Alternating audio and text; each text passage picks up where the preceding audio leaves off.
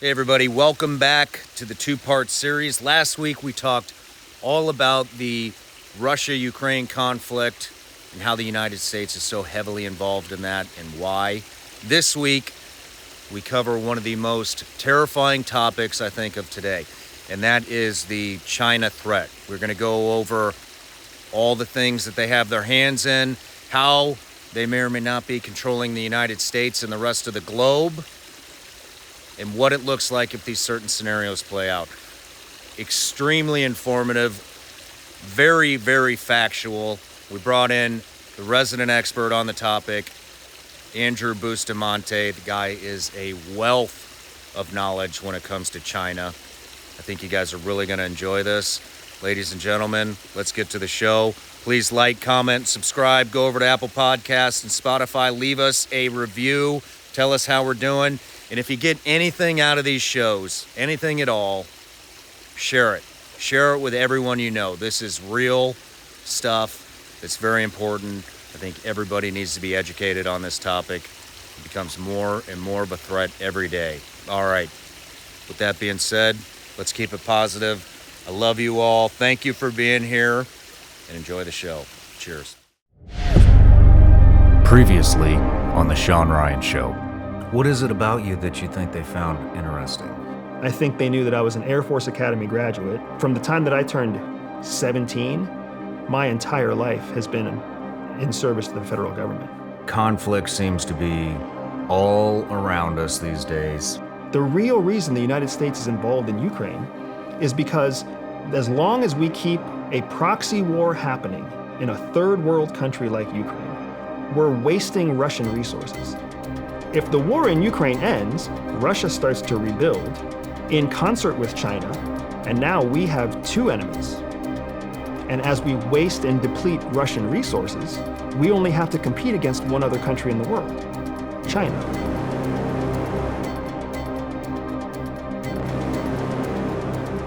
In the United States, we might be like, Russia's destroyed, that's awesome. Paris took a bomb, that sucks. Americans are still safe, high five. Right? That's how we think here. That's how we have to think here. If we're really thinking about a world that is led by the United States as their economic superpower, that's how we think. I'm gonna split this into a two-part series. Let's take a break, and then when we come back, we'll pick up in China.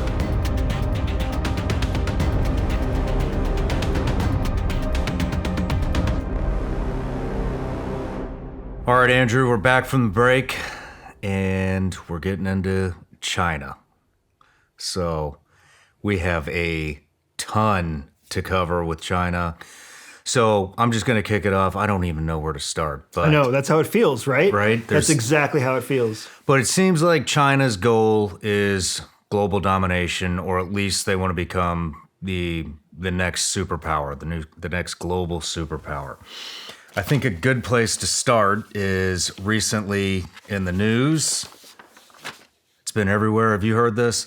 Lab leak most likely caused pandemic, Energy Department says. That's from the New York Times. Yeah, no, this is a fantastic example of,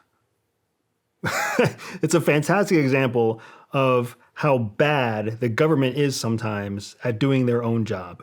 Yeah. Right? So the Department of Energy basically ran a study, and then they weren't careful enough in the use of their terminology. And then a line out of place essentially turns into this gigantic media frenzy that is essentially trying to say that the government is confirming that coronavirus came from a lab in China. Yeah.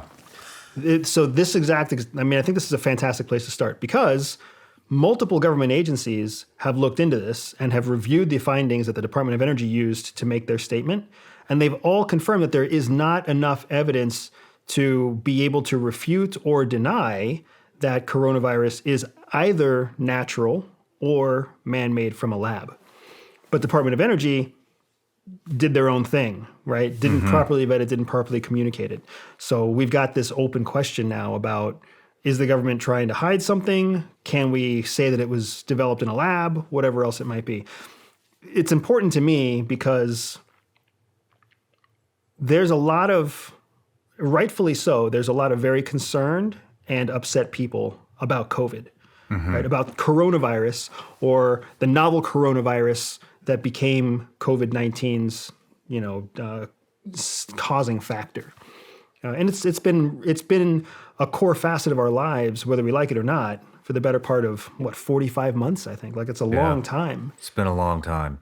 Real quick before we dive into this, because I want to hit coronavirus. For sure. So this is we've been talking about. I've talked about it. You've talked about it. I've heard it on interviews. How the media is essentially just a bunch of bullshit nowadays. And so here, this is just one article that I pulled up. I pulled up New York Times, and like I said, the headline is "Lab Leak Most Likely Caused Pandemic," Energy Department says. Then if we read here, new intelligence has prompted Energy Department to conclude that an accidental laboratory leak in China most likely caused the coronavirus pandemic through U.S. spy agencies remained divided over the origins of the virus, American officials said on Sunday. The conclusion was a change from the department's earlier position that it was undecided on how the virus emerged. Then this is where it gets interesting. Some officials briefed on the intelligence said that it was relatively weak and that the Energy Department's conclusion was made with low confidence, suggesting its level of certainty was not high. While the department shared the information with other agencies, none of them changed their conclusion, officials said. So I'm not going to read the entire article, but that just goes to show you that you can't just read the headlines. Exactly right, especially not when it comes to intelligence or anything based on intelligence. So you heard a couple of words in there, right? We heard the word likely, and then we heard the word confidence. There's a grid when professional intelligence agencies collect intelligence, they have to run that intelligence through a grid, like a vetting process, so that when they communicate to somebody else, they can communicate using the same terminology. So if you're NSA, I'm CIA, somebody else is DIA, we all have our own language inside our departments. I mean, you know as well as I do, the military has its own language. CIA has its own language. It's really hard for two people from different agencies to have a straightforward conversation. So when you talk about intelligence, they create tools so that we can communicate in common terms. Likeliness and confidence are two of those terms that are pretty well structured so that all the different agencies can communicate transparently with each other. Problem is, it only works with each other. It doesn't work with the media. So likeliness has to do with how probable something is.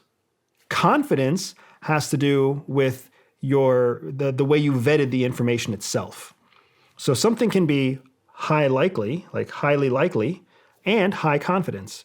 That means it's a high probability, and we have strong faith in the information.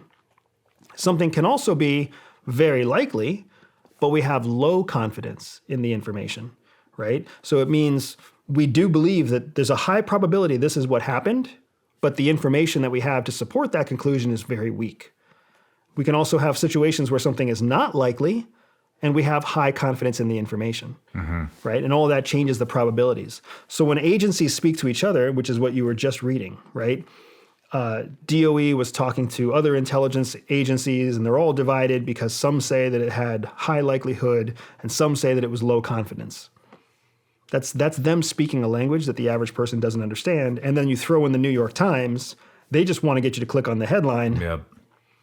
And then the conclusion is bogus. The conclusion on the headline isn't actually supported by the context of the article. Yeah. How is that legal?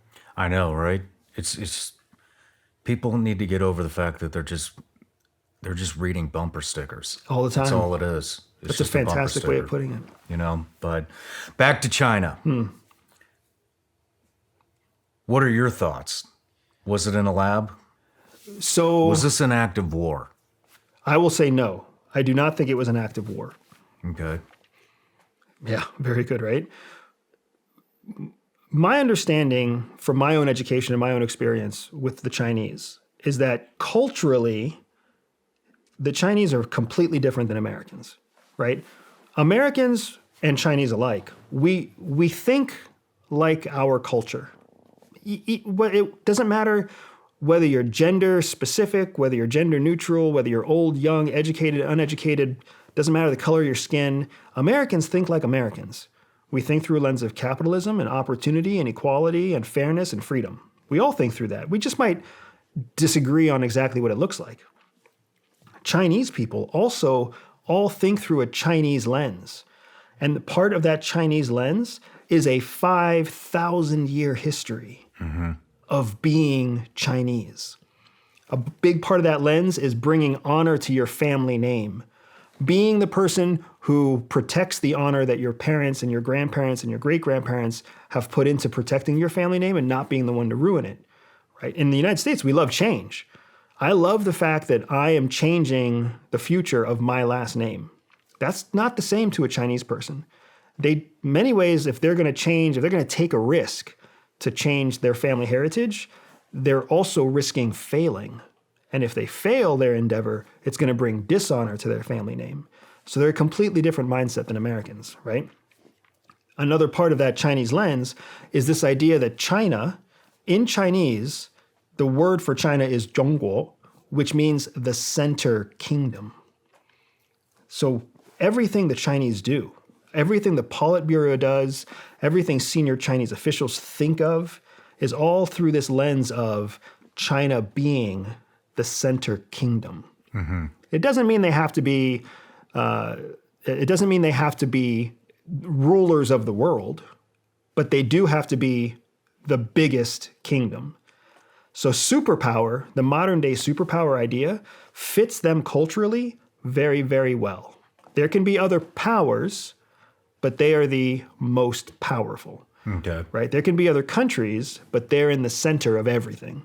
When you think about how they set up their model of supply chain management, when you think about how they've consolidated rare earth minerals, and you think about how they've consolidated intellectual property from all over Europe and Latin America and the United States, you can see they centralize everything. It's called the central party. Like they centralize. They want to put themselves at the center of the hub and spoke. That's very different than the United States, right? We want to be the thing that breaks the wheel.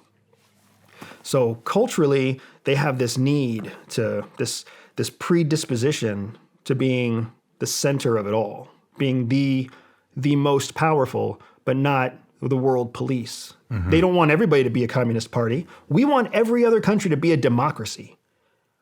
That's failed us I don't know how many times. How many Gulf Wars did we go through because we couldn't make that happen? Yeah. They don't want everybody to be a communist country, but they do want to be the most powerful country and be communist themselves. Why do you think, I love everything you just said, but it doesn't answer my question. Why do you think that, what makes you believe that the coronavirus was not released and was not an act of war? With everything else that they have going on, I'm just going to run through some stuff. These are all categories I want to talk about. But, you know, to me, on top of all this stuff, I'll get to it. So, I mean, they own the supply chain. Then there's the fentanyl crisis. They're aiding the cartels with the fentanyl crisis. They're buying up our farmland. They're influencing our politicians. They're influencing big tech. Then we have the TikTok debacle. We have the spy balloons that have been flying over the U.S. We got the propaganda war. They're trying to take Taiwan. They're settling Africa. They were there to negotiate with Afghanistan before we ever even pulled out. Then there's the lab leak, supposedly. So it seems like, and I'm sure there's more that I'm not thinking of, but with all these things happening, there's the race to AI, which he's already said the person that wins the race to AI is going to achieve global domination. With all these things that they have in place and they're winning on, what makes you think that the coronavirus was not an act of war? On top of that, why they were never held accountable ever by anybody in the world. It was like the Chinese just got a free pass and they just I mean, the world is a complete disaster right now. Yeah. No, I get it. So I would say there's three reasons I don't think it was an act of war. The first is that China, their strategic MO is to do things quietly. not to do things loud and noisy. Coronavirus, the way it happened, was loud and noisy. It broke out in their country first, and then they tried to get it under control. And the world knew there was a virus in China that they were trying to control. That's not quiet, right? Everything else on that list, from hypersonic missiles to the AI war to growing infrastructure in Africa, that's all quiet. You have to look to find that. You didn't have to look to find out about the coronavirus outbreak. The second reason I don't think it was an intentional act of war is because where did swine flu come from? China. Where did bird flu come from? China. China has a history of unsanitary experimental conditions where novel natural viruses are born and spread. And I don't mean this is a 50-year history. I mean, this is like a 15-year history. Bird flu, swine flu, coronavirus, which was another coronavirus is a type of flu virus, right? These were all novel viruses originating in China that spread around the world. China was never held accountable for any of them, but at the same time, it's a pattern of behavior, right? It's a pattern that shows disgusting unsanitary conditions. If you've ever gotten a chance to see even just a Chinese restaurant in China, it's filthy. Like, they do not have the health and sanitation standards we have in the United States. They don't have to. Their population is different. Their culture is different. Everything's different. So it's a petri dish for disgusting things to happen and for new natural evolutions of viruses to take place. So because of that track record, coronavirus behaved exactly the same way as the other viruses. A breakout in China that spread throughout the world. And then the third reason that I don't believe it was an act of war is because China will pull the trigger when they want something. But they pull that trigger at a strategically beneficial point, like they did in Hong Kong, right? When they took Hong Kong, China took Hong Kong in weeks. They pulled the trigger when everything was lined up and everything was ready. They made a decisive action, and they took it, and the world had nothing to say about it, right? When China moves on Taiwan, and I fully expect China will move on Taiwan before we've identified our next president, right? I 100% agree with that. They will make that move. It will be decisive. It will be fast. It will be backed by multiple secondary and tertiary support efforts. It will not be a debacle like COVID was. These are all the reasons why I don't believe it was an act of war. Could they have been developing biological antigens, biological weapons, or biological defense? They could have been, possibly. Everything's a possibility, right? I would even say that could be that could be in the place of like 40 to 70% probable. But we don't have any information to support that. Maybe it's out there and we just haven't seen it. But for me, when I take a look at all the data that I do have, I see the history of swine flu, bird flu. I see the history of how they operate in Hong Kong, and I see the fact that coronavirus was handled like a freaking disaster. That does not strike me as an intentional act of war. Why do you think there was no repercussions? So my guess is that the reason that we haven't seen repercussions is because of what happened when it hit the democratic world. You can't. Let's just look at the United States. It's easy for us to remember the United States. It first hit the United States when Donald Trump was president. And Trump made a big deal out of saying, we don't know what it is. It's a virus. Don't panic. Right? It was don't panic, don't panic, don't panic, as liberal media and the opposite viewpoint to the Republican Party was panicking, counting. Once you start counting sick people and counting beds and counting dead, it didn't serve us in Vietnam. It didn't serve us in Afghanistan or Iraq. Why would we think it's going to serve us during the coronavirus outbreak, right? So now everybody's worried about numbers without having any context for those numbers, without actually doing the deep research. If you remember how many bad medical journal articles came out, how much what was it? It was like the American Center for Disease Control. The CDC came out and said early on that there's no evidence that coronavirus can spread from human to human. Right? Do you remember that? They made a freaking meme out of it with like a little boy on his grandpa's shoulders or some garbage. They were so wrong. So in the middle of all this, Then we have an election year and a change in president. And then once coronavirus was deemed not a superbug, then it became a political issue. Once it became a political issue, somebody had to run on a platform about coronavirus. Biden won. He had to do something about coronavirus because he had just won on that platform. So he pours money into vaccines and he forces vaccine among government employees. And we all know what happened from there. The US dollar. How many of you out there still have any confidence whatsoever in the US dollar? Probably not very many. I don't either. You see, there's a growing concern on the devaluation of the US dollar right now, and rightly so. Here's why. Inflation. We are at an all-time high right now on inflation. It will now cost you $12 to buy one carton of eggs. That is absolutely absurd. Let's talk about interest rates. Interest rates through the roof. If you're in the market to buy a house right now, you're going to get roughly 50% less house because they've raised the interest rates so high. Let's talk about the stock market. Way down, especially the tech stocks. Crypto, way down. Congress, spending more money than you or I or anyone else we know can even fathom counting. And the feds, what are they doing?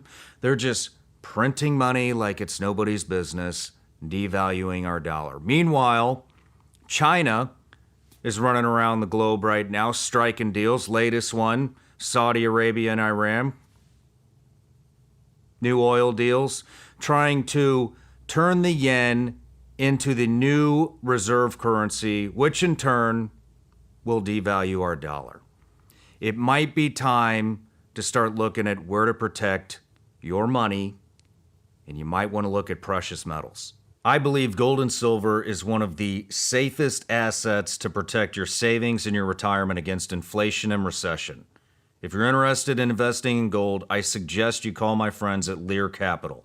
The team at Lear will provide helpful information about purchasing gold or converting part of your IRA or 401k into a gold IRA. Call Lear at 1-800-741-0551 or go to learshawn.com. I started investing in gold back in 2020. When I saw what was going on back then, I knew we were in for a financial crisis, and I started investing in precious metals immediately. Once again, call Lear at 800-741-0551 or go to learshawn.com and get your free gold and silver investor guides and receive up to $15,000 in free bonus metals with a qualified purchase.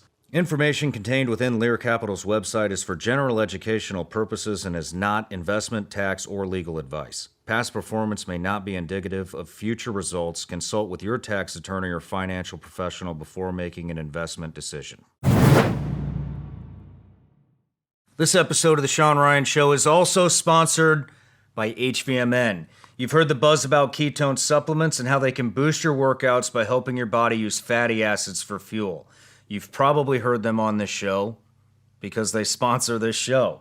I take a shot of HVMN's ketone supplement before my morning workout. It's focused energy. It's not an energy drink, though. It's like a feeling of being in the zone.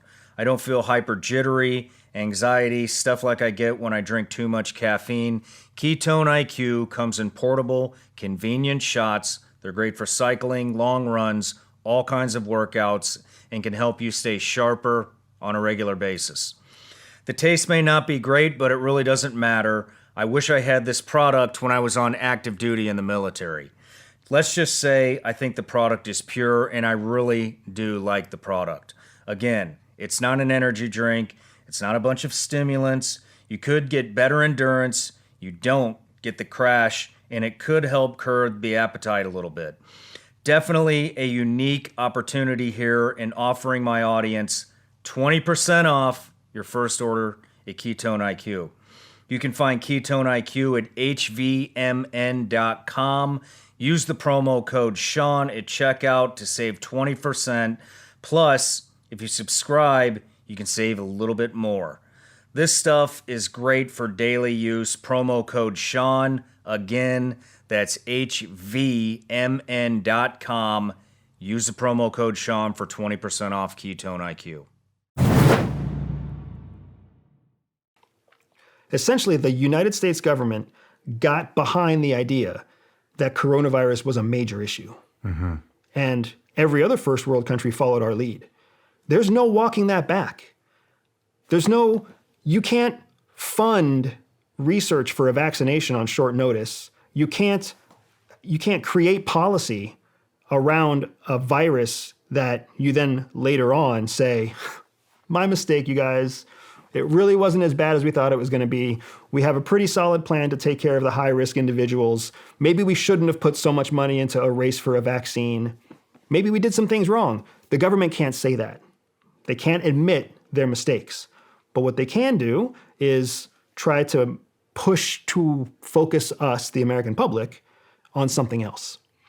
That's why I think they were never held accountable. Because if the United States government was to say, China, your bad health practices made this happen, that just opens the door to China being like, well, your bad decision about these health practices made it into something that it wasn't, right? Did our labs potentially leak a virus? Yes. Well, I Was mean, our virus if you dangerous for you? rewind, No. if you do rewind, China had an overreaction. If we sure. had an overreaction, then they definitely had an overreaction because they were welding apartment doors shut.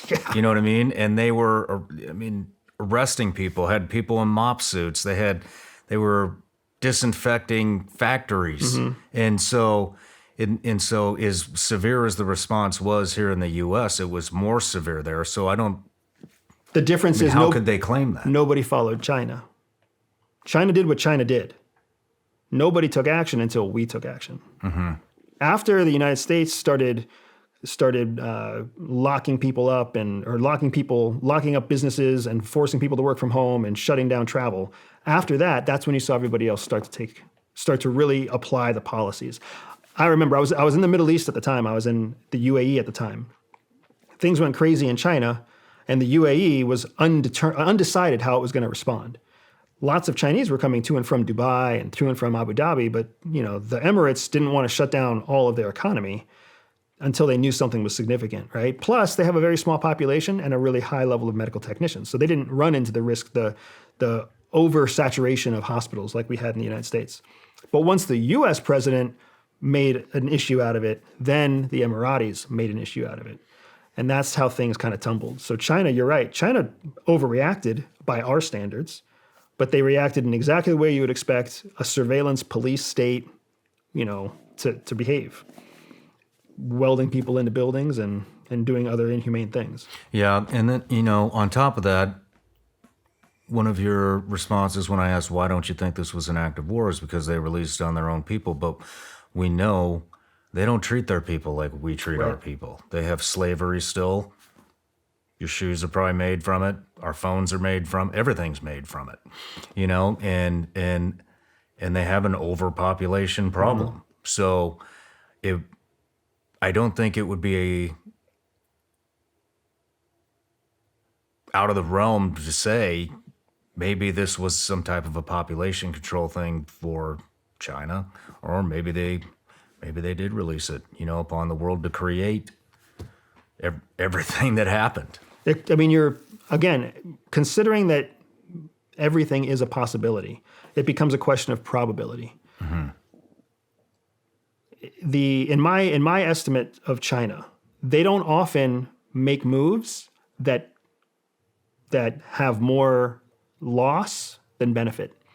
And they've lost significantly since COVID came out. We all got smart to their role in supply chain management or supply chain control. We all got smart to their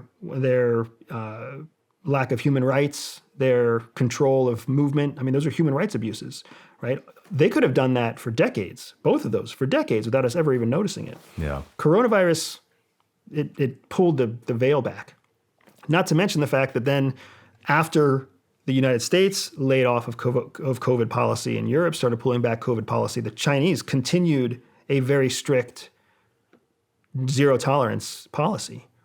Why would they do that, right? is there the potential that they were trying to essentially kill off their older generation and kill off their weaker, sicker generation because we know it targets immunocompromised individuals? Of course, there's a possibility, but probability-wise, they lost much more coming out of COVID than they gained. That doesn't strike me as a calculated, intentional move. Okay. I mean, it's just, it's hard for me to believe it wasn't when all these other things, you know what I mean, lead to their end game, their goal. So I don't think that I think you're dead on about their end game. I think you're dead on about all of the multifaceted things that China's doing, for sure. The only place where I'm divergent is in thinking that COVID was intentional. For all we know, it was a biological weapon that they were planning to release when they executed their end game. Perhaps that's true. We don't know. All I'm saying is that I am feeling like the higher probability reason that I am saying that it is low probability that they intentionally released it in 2019 in Wuhan among their own people for some strategic benefit. I feel like that was a mistake. Either a mistake that happened naturally or a mistake that was fabricated in the lab. It was still a mistake. That's all I'm saying, because all this stuff is legit. Okay. Well, where would you like to start now that we've covered COVID? Because there are so many different areas. Where do you want to start? Or I can pick. Man, let's start with whatever you think is most interesting. Well, let's start with all of the areas of the world where they're pumping influence into, Yes. like Africa. They're building massive infrastructure in Yep. Africa. We're not talking, little bitty Chinese villages. We're talking 4-lane highways, skyscrapers, and putting all that infrastructure in place for all of the natural resources that are going on there. Then they're taking the lithium mines in Mexico. They're buying the lithium mines in Afghanistan. And So what you're talking about, and this is a great place to start, what you're talking about is something that's known as the Belt and Road Initiative, the BRI, right? The Belt and Road Initiative was something that Xi Jinping put in motion back in, I think, 2017, possibly somewhere around there. And it's the idea that you can basically build a belt, a supply chain and resource belt all the way around the world, just like the old Silk Road, that puts China at the center of it all. So now China can export along that entire that whole Belt Road, and they can also import along that whole Belt Road, with the idea being that they'll import raw materials and export finished products. That's the BRI. It has a secondary benefit. On top of an economic benefit to China, it has a secondary benefit where it's a chance for China to build what's known as soft power or influence, soft power in these third world countries. That's why the Belt and Road Initiative is almost all poor, poverty-stricken, corrupt third world countries. Because China is an autocracy, not a democracy, they don't need approval to do business with anybody. They don't need a majority vote in Congress before they seal a deal with a warlord in Niger. They don't need it. They just go into Niger and they sign a deal. Boom, good to go. Representative of the government, done. 15 minutes and we've got a deal in Africa or Southeast Asia. So that's been their strategy. They want that influence because what they're actually doing is they're leasing for long periods of time access to the mineral and the locations that they're building. So they go in, build an airport, build a road, build water, build everything. They take Chinese employees in to give those Chinese employees jobs. They work, they create all this infrastructure, and the local country signs a lease that says the Chinese government can use this for their own purposes. So now China just built 10 military bases all around the globe. They just call them airports until the time comes that China calls in the favor on their lease and says, hey, we're going to move military transports and military troops. And is the country going to push back? No, because the country is poor and poverty-stricken. Yep. It has no standing military. It needs the Chinese dollars. It has no relationship with the United States, because what does the United States do to any corrupt country out there? Stiff arm. And it doesn't have any relationship with Europe. Why? Because Europe does the same thing, because that's what the United States says. You can't do business with countries that have human rights abuses, corruption, or whatever else, right? So all these countries are being ignored. China can go in for a song and get their support.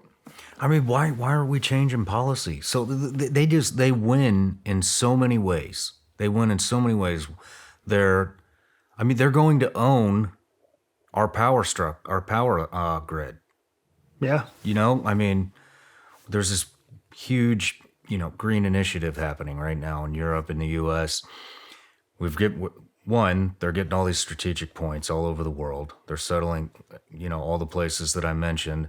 Then on top of that, they're gonna be the sole provider of these batteries that power all the solar equipment for the green energy. Yeah. So That's how the Chinese move. A 5,000-year-old country moves slow, right? They move slow, and then by the time you realize you're part of the mudslide, it's too late. well, why are we not shifting focus here? If we have this big green initiative, why the hell are we allowing China to take all of the lithium mines to make all of the batteries, all of the panels, all of the wind turbines, everything is coming from China? So this is So we aren't energy independent. We're dependent on our enemy. Correct. Which is asinine. You hear all these people that are, and they're right, They go back and they talk about how Trump basically had told the German chancellor, hey, you might want to get your natural gas from somewhere besides Russia. That's your enemy. Now we sit there and we criticize Europe for getting their their energy from Russia, and then we do the exact same thing and get our energy from China. How is this getting dropped? Or is it on purpose? no. So there's hypocrisy. Absolutely. This is the teapot calling the kettle black, or whatever version of hypocrisy you want to, right? For sure, that's happening. The other thing to keep in mind is we're a democracy, so we move at the speed of bureaucracy. If you recall, under Obama in his second term coined something known as the Asia pivot, right? Where he pivoted. He started working to pivot through policy all of our attention away from counterterrorism and into China, right? He just called it the Asia pivot. We need to focus strategically on winning hearts and minds in Southeast Asia because China's our next big threat. And we've lost track of that threat as we've been chasing down terrorism. We used to have close relationships with the Philippines and Malaysia and Thailand and Cambodia and Vietnam. And we used to be part of ASEAN, that network of countries. Well, then we focused on the Middle East. China swooped in and replaced us in their sphere of influence in Asia. So Obama started trying to move the ship in that direction. But then, like we were talking about earlier, we became a very polarized country. So if you wanted to focus on China, but you also wanted to be elected on a conservative platform, you couldn't agree with Obama. You had to disagree with Obama. Because the only way that you were going to get the conservative vote is if you took a hard line stance against everything that Obama stood for. So then we lost that China thread. Not you and I, the frickin' congressmen and senators that were trying to get elected. They dropped the ball on the strategic threat in order to gain the short-term victory. And then every 2 years or every 6 years, they have to go up for re-election. And then Trump comes into office, and guess what? You can't be a liberal and support any Trump policy. We just became freaking Yeah. it's just insane. It's insane how divided we've let ourselves become. And in those cracks in between, we're losing track of the common long-term threats to the United States. Because we're too busy bitching about green energy and melting polar ice caps and Medicare for old people. We're completely losing the fact that China is the biggest threat that's posed to your and my children. Right? My parents on Medicaid and Medicare, they can take care of themselves. But what about someone needs to protect the next generation? We've lost track of that. I'm really worried about the next generation. What about the fentanyl stuff? That's another. They just have so many angles. It seems I can't think of anything left. They're just hitting us from every direction. And so with the fentanyl stuff, they're shipping all the supplies into Mexico to make the fentanyl to these cartels. Not only are they doing that, they're sending in chemists to teach the cartels how to make the world's most potent fentanyl Now they're already teaching these guys what the next drug is. So we went through heroin, now we're in fentanyl, and now they're teaching the cartels how to make the next most deadliest drug, which is gonna be worse than fentanyl, if you can even believe that. Yeah, right. So this is one of those areas where it's important to understand that autocracies, autocratic nations, Russia, Iran, China, anything's possible based on who you know. So organized crime in an autocracy looks very different than organized crime in a democracy. Because organized crime in a democracy has to learn to operate under multiple layers of police enforcement. Municipal police, district police, state police, federal police, right? All these different layers they have to operate under. So they generally can't do big operations, and they generally don't get to move large amounts of money because it's very hard. In an autocracy, they don't have multiple layers of police force.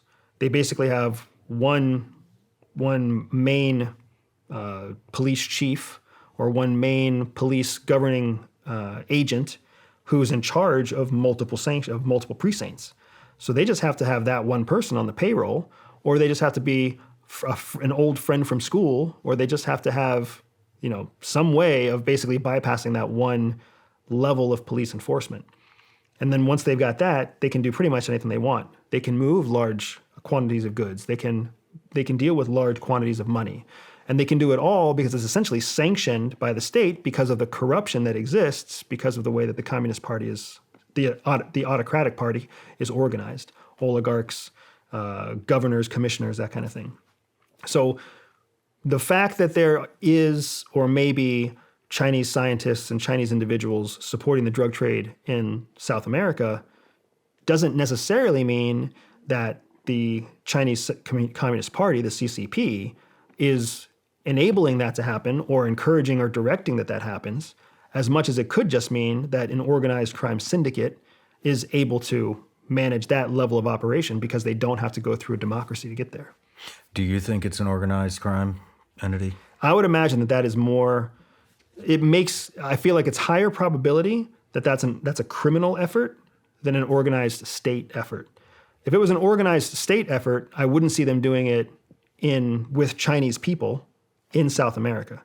I would see a cutout nation in between, right? They would have Chinese scientists working with Cambodians, or Chinese scientists working with Mali, right, to pass the knowledge through a third location, so that by the time they actually get close to the United States, we're not looking at Chinese scientists, we're looking at scientists of some other nationality, right? It's a cutout, like a shell, to protect and give plausible deniability to the Chinese. If it was nationally sanctioned or sanctioned by the government, that's how they would go through hiding their hand. That's what I would do again. If you or I was going to run an underground criminal network, we would put layers in place to protect our involvement. That's just how mature operations work. Everything happening here does not sound like a mature operation. It sounds criminal. Interesting. I mean, I don't know. I don't know what to believe at this point. It's everything happens. It seems like nowadays everything just happens right in broad daylight. It does. Nobody's hiding anything anymore. It's just right out in the open. And it frustrates me because things have always happened. But we used to be able to count on certain professions to give us vetted information. Journalistic information was supposed to be one of those areas that we could rely on. But the professional journalistic practice has almost all but died right now. So the articles that you and I read on a day-to-day basis, they aren't written by journalists. They might be written by individuals who went to school for journalism, but they're not being written by individuals who have had the time to apply journalistic principles to the story that they're writing. Yeah. They have to get something out. They have to get it out now. They need people to click on it so that their editor-in-chief can see that people are clicking on their story and they can keep their job. That's what we're looking at now. So these headlines get spread when the content in the article doesn't even support the headline. These speculative accusations get spread, and you and I don't know any better. We grew up in a house. I remember my dad saying you could trust the newspaper. You can't trust the newspaper anymore. You know what I mean? Mm-hmm. I read this awesome article recently talking about the difference between print journalism or print news media and digital news media, meaning print media is all news media that exists in print. It may also exist digitally, but it exists in print. And the difference between that and news that exists only in a digital format. And the article was talking about how journalistic behaviors, journalistic discipline is starting to be applied more rigorously in digital products only, vice print products only. Because if you make a mistake in a print product, you can't retract it. If you do, it makes a big public mess because the whole world knows that the Wall Street Journal has to retract that article and change it. Digital, they just update the file, right? Today it says 41 people dead. As soon as better information comes in, they update it. 11 people dead. You can't do that with print media. So as a result, there's more digital news providers, exclusively digital news providers, who are starting to actually apply proper journalistic practice because they get the best of both worlds. They get the story out fast, but they can also continue to vet the facts and update the story for 2 weeks, 3 weeks, 4 weeks, so that what goes on to live in permanent record is finished, accurate journalistic content. Okay. What about all the influence coming into this country? All the farmland that they're buying, all of the residential that they're buying. I mean, from what I know, look at California.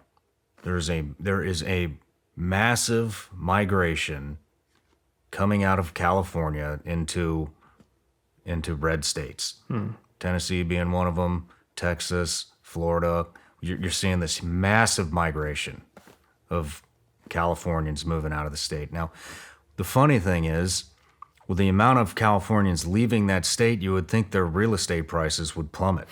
But they're not, because the Chinese in BlackRock are buying up all of the residential. And on top of that, they're buying, I don't know this to be fact, but maybe you do. Do they own more farmland in the U.S. than any one person or business entity? I don't know. I don't know the answer to that. So what's my understanding of what's happening when it comes to property ownership in the United States, specifically property rights that are in our country but belong to foreign nationals from China. This is a situation where they understand our legal system better than we do. We built our real estate structure in the 1950s on the idea that there was only one superpower, only one country wealthy enough to be able to own property in the United States, and that was us. And then as the 1970s came and oil was discovered in the Middle East and oil was discovered in Latin America, and a few drug kingpins became, uber wealthy, people, other foreign nationals started realizing that they could take advantage of the same U.S. tax code to shelter their money. So property has always been something that the wealthy have been able to use to tax protect their assets. But now, instead of only Americans being able to buy American property, our law made it so that foreign nationals could also buy our property. And it makes sense because for a foreign national to buy an American property, they're bringing outside money into the U.S. economy. We want that. And then the United States always has the right to basically take eminent domain or some other policy or government structure to pull back the property and make it ours and take ownership away from a foreign national. So we've always had that kind of clause where we could just take it back if we wanted to and keep their money. We don't want to do that because then people are going to stop investing. But as long as people are investing, if they have the money, let them bring their money into our economy. That was all well and good when the United States was the most significant superpower in the world. Well, then enter 2000s, and now you've got China and their growing middle class, their center of manufacturing. They're not pouring money into the military-industrial complex to fight the global war on terror like we were. Instead, they can just develop new technology, the birth of Huawei, the birth of cellular technology advancements in China, and the multitude of of technologies that they're stealing from Europe and Latin America and making a fortune off of, right? Not to mention all of their shipping money and everything else. Now, you've got all these wealthy Chinese people. They are not going to buy property in China because they already know they won't own it. The Chinese party will own it. They could lose it at any time. So the safer option for their investment is to actually buy property in the United States, where there's some sort of legal protection of the investment, and the United States is naturally incentivized not to take that property back from them, because to do that would be to essentially forfeit all foreign investors in investing in property in the United States. We didn't anticipate that happening, and we couldn't change policy fast enough to stop it from happening, because what was happening from 2000 to 2020, the biggest economic boon for the United States that we had seen in like 50 years. Like it was, there's the kind of the running saying is that it was impossible not to make money in the United States between like 2005 and 2019. That so significant was our economic boom cycle that you could throw money at a wall and you would get a return on investment. So we got caught. We got caught with our pants down. Somebody used our policy against us, and now huge tracts of farmland and industrial properties. I mean, it's not just industrial properties, man. There are mineral mines on U.S. soil that are majoritively owned and controlled by Chinese companies. Think about that. It doesn't surprise me. I mean, I read somewhere that the Chinese own the power plant that powers the biggest military base in Texas. Through a shell company of a shell company of a shell company. Again, we taught them how to do that. That's American business practice. In the United States, you can open a business and your business is seen in the eyes of the law as a person. It has rights and protections like a person. We created that. They just take advantage of it. Mm-hmm. I mean, I also read that one of the only loans that Chinese can apply for is real estate loans to buy property here in the U.S. So while you say it's individuals, China's obviously influencing its population to invest their money here in the United States. And then we go to Chinese law, which I'm not familiar with, but if they can just pull a business like that, couldn't they just pull somebody's property that was owned in a foreign country just like that? It's harder to cross international lines like that. That's true. But the other thing is, we're not talking about normal Chinese, right? The average annual income in the United States is like $45,000 a year. The average annual income inside China is like $21,000 a year. So there are, by American standards especially, there are just tons of poverty-stricken Chinese. So in order to be a Chinese person that could actually afford to qualify for a real estate loan by American standards in the United States, you'd have to be a very wealthy Chinese person to even be able to do that. So it's not like they're incentivizing or encouraging their general population to buy property here. Instead, it's a wealthy subcomponent or a wealthy subsector of Chinese business people and elites that want to make a wise investment of their capital, their excess capital, so they put it into a U.S. property. And they put it into a U.S. bank, and they put it into a U.S. loan, which generates interest for Americans and boosts the American economy, right? We have to come to terms as a country with accepting that we are an economy-first capitalist country. And that's a good thing. I like that we're a capitalist country. I like that we put money first. I like that we drive economy as a core value. I like that. That's what we should do.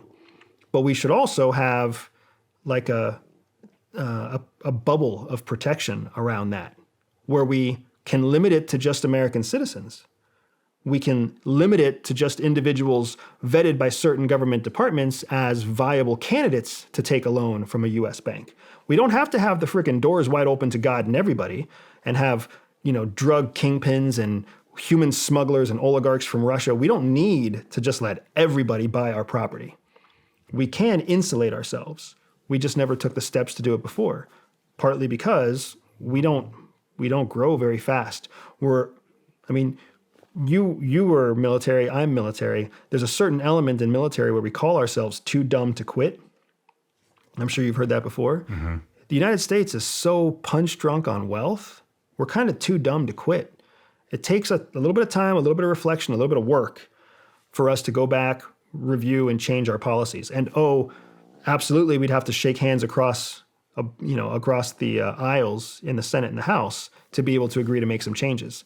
China's gambling on the fact that we're too dumb to ever change our policies. We'll be too busy arguing with each other over the next president and who controls the next house. Well, do you think they're influencing the division? Oh, for sure. But it's not just them. I mean, think about every election in the world that we try to influence. Every one of those countries is going to try to influence our election too. I never understood why people got so upset in 2016 when there was evidence of Russian tampering in the presidential election. What the hell do people think happens in every election? Mm-hmm. There's tampering in every single election. All we saw in 2016 was that FBI got smart enough to catch the Russians doing it. That doesn't mean it didn't happen in 2012. Doesn't mean it didn't happen in 2020. Doesn't mean it's not going to happen in 2024. It happens every cycle. And it happens every midterm. And it happens at local levels too. The Chinese, the Russians, the North Koreans, the Iranians, they are all very, very heavily invested in shaping American politics. Not shaping American politics for a specific winner, but shaping American politics so it causes chaos. It's a core fundamental belief. It's a core concept in covert influence. That influence doesn't always mean that you're influencing a specific outcome. It just means that you're influencing the process. Causing chaos and division and infighting is 100% a planned outcome of covert influence.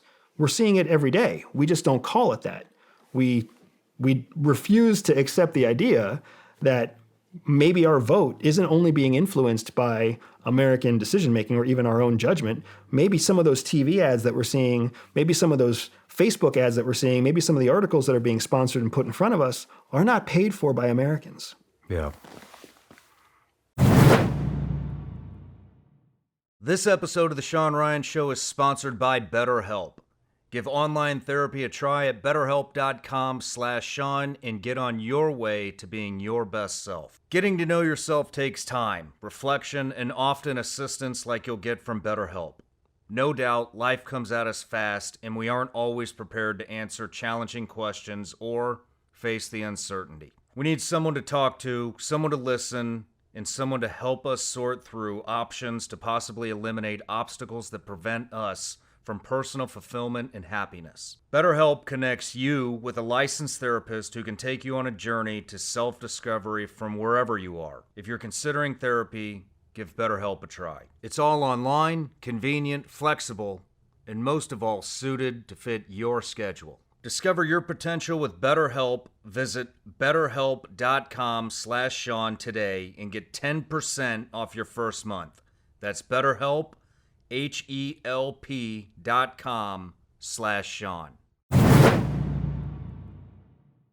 You've probably heard me talk about my psychedelic journey last year and all the benefits that came from doing it.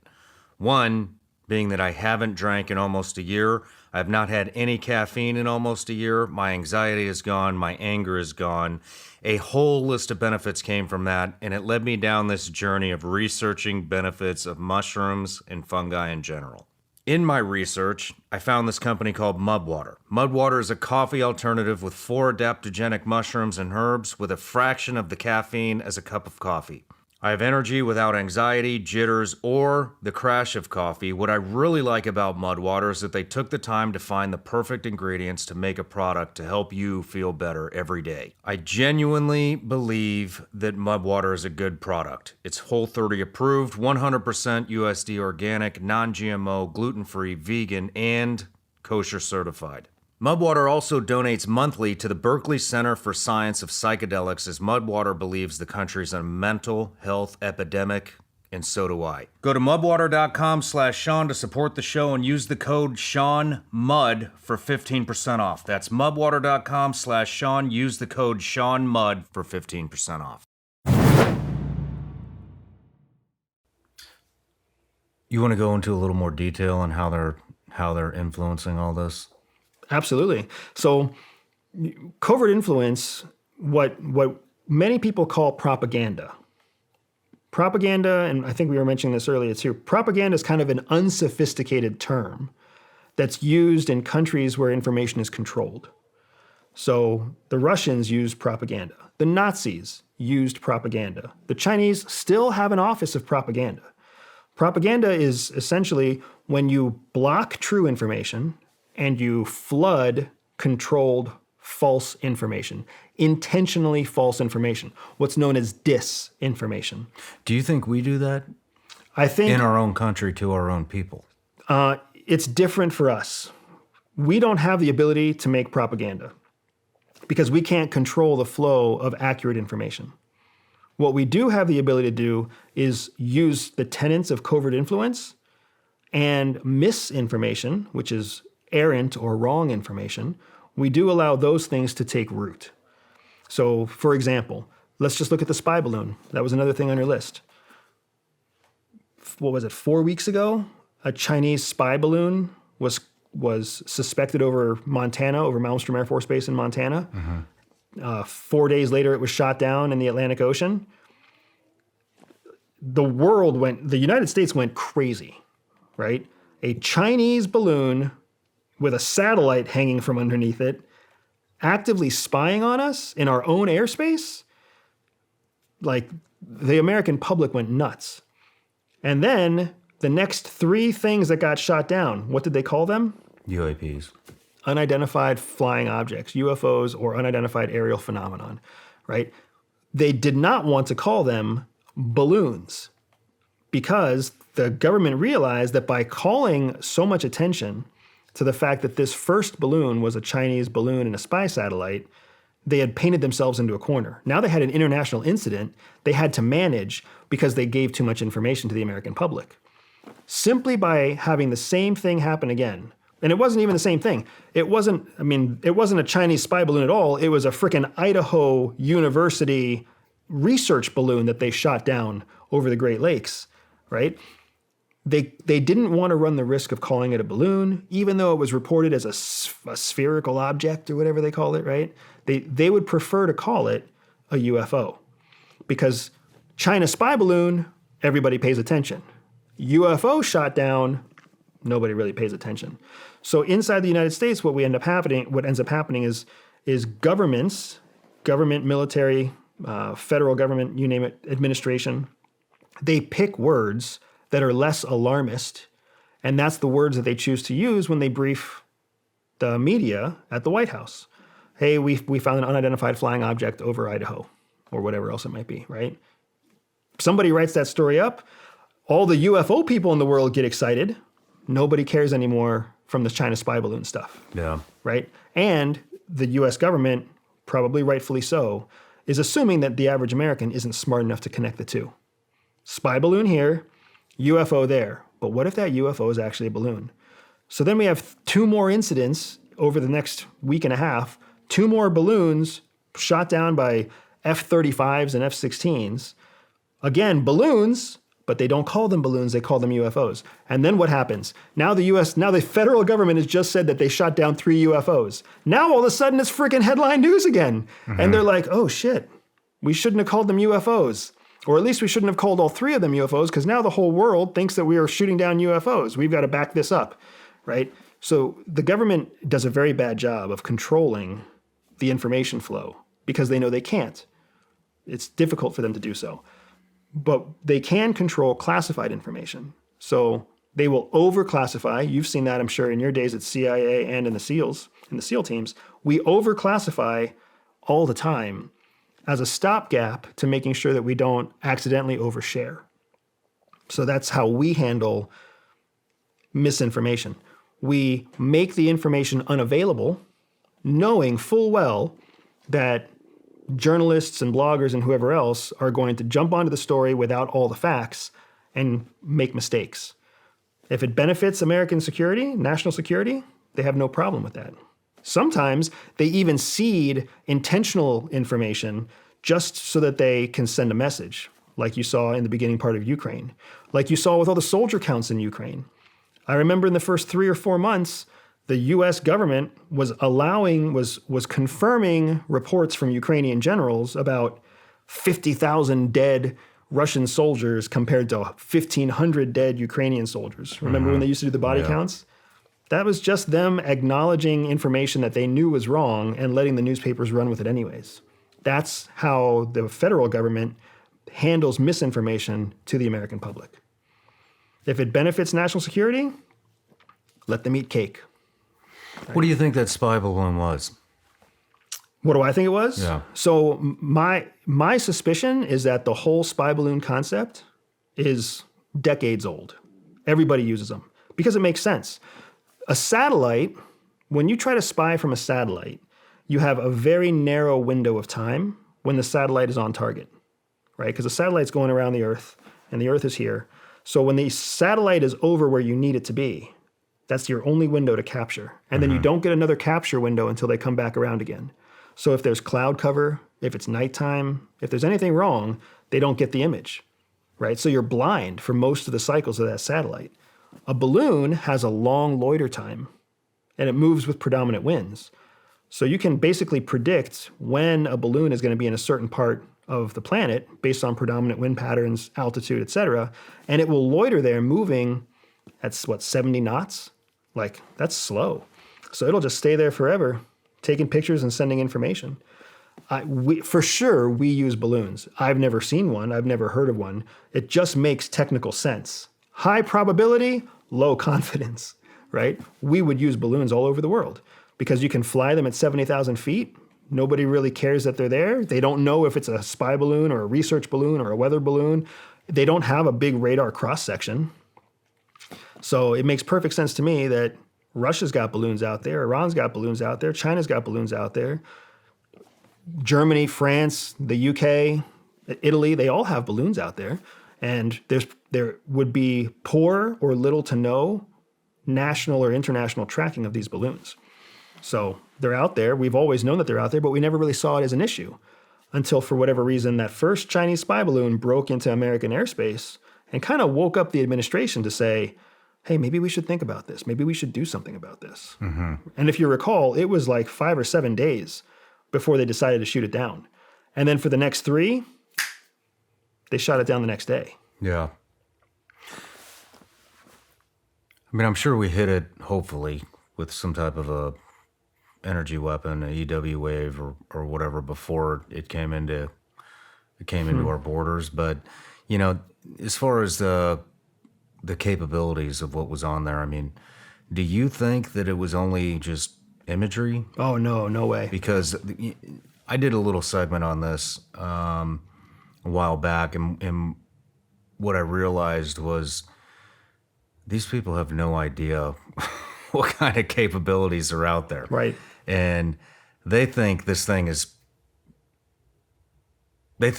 isn't collecting anything that Google Earth hasn't collected yet.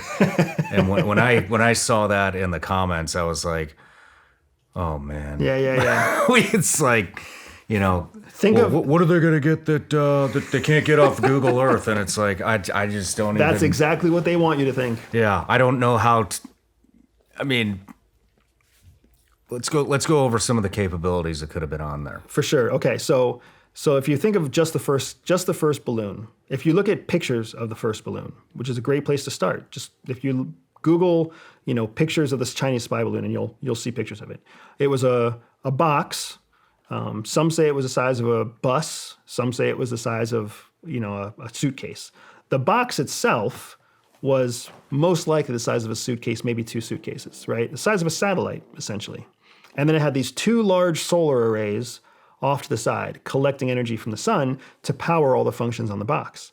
And then it had at least 2, possibly 4 dishes that were directional dishes that were mounted to the main box. Just by looking at that, there's a couple things that you know for a fact, right? First, you know that it had to be powered externally.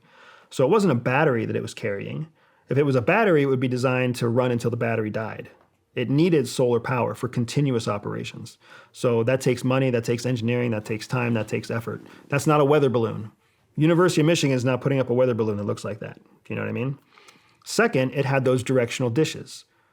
Directional dishes are designed to pick up localized transmissions and transmit focused transmissions. That's what the shape of the dish is for, right? So if you have dish TV, it's there so that you can send and receive a very narrow band message. So 4 dishes gives it the opportunity to collect 4 different targets at one time, or potentially collect 3 different targets at one time and transmit on a 4th. But there's a 2-way transmission and reception mode there. So, and this is just what we see on the outside. If there were, and there were very likely to be signals intelligence collection applications inside, right? Small antenna, round bulbous antenna on the underside or on the backside of the satellite dish or on the backside of the spy balloon. Those would be used for wide spectrum SIGINT collection, signals collection. So they could be collecting signals that were being encrypted and transmitted from one military base to another, from one CIA base to another. They could be signals connected to pretty much anything you mean. Like they could be signals collecting on a certain frequency in the Wi-Fi network that they know is being used by the president, or that they know is being used by senators or business people or who knows what. So essentially that satellite, that balloon, was a giant sponge collecting signals, radio waves, cellular waves, imagery, thermal imagery, infrared imagery, day and nighttime, right? And then also having the real-time ability to transmit that information back to another location, potentially even to another balloon.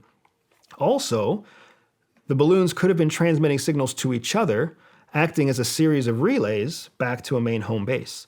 So a balloon over the United States, a balloon over Canada, a balloon over Mexico, all carrying and transmitting signals between each other, hopscotching back to mainland China. That's how satellites work.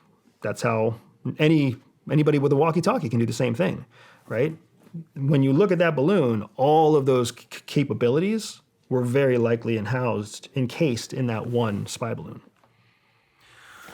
Have you heard about, do you know anything about quantum entanglement by chance?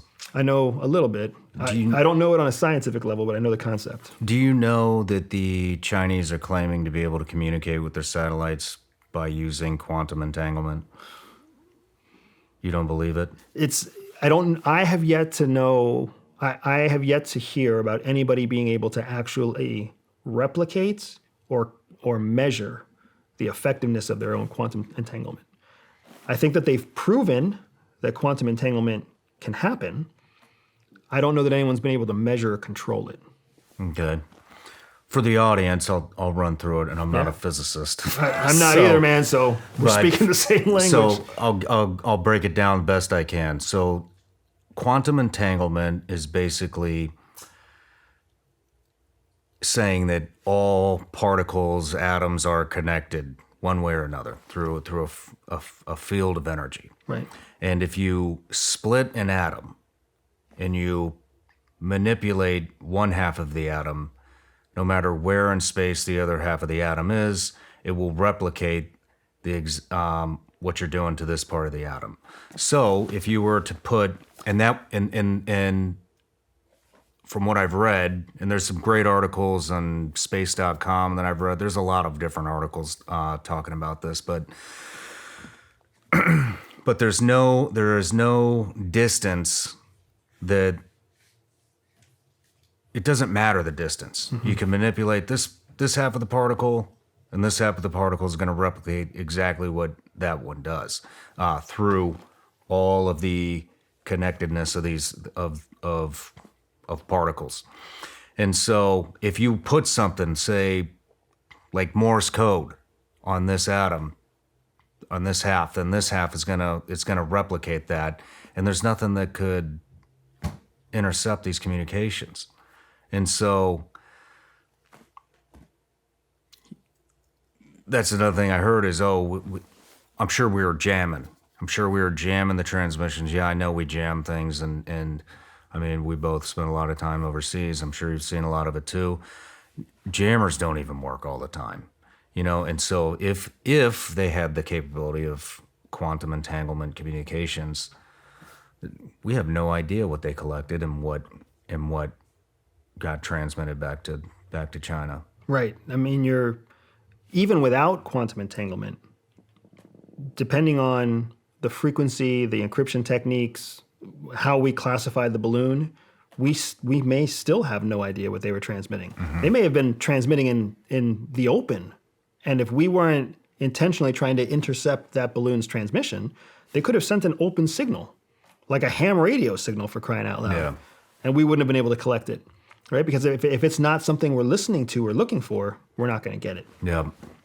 So you bring up a really good point. I don't know enough about quantum entanglement and Chinese capabilities to speak to that, but we did just yesterday. The U.S. State Department released a report confirming that of the 41 technologies that have been deemed as critical next generation technologies, I think that's what it was, 41 technologies, China is ahead of the United States in 33 of the 41 technologies. Shit.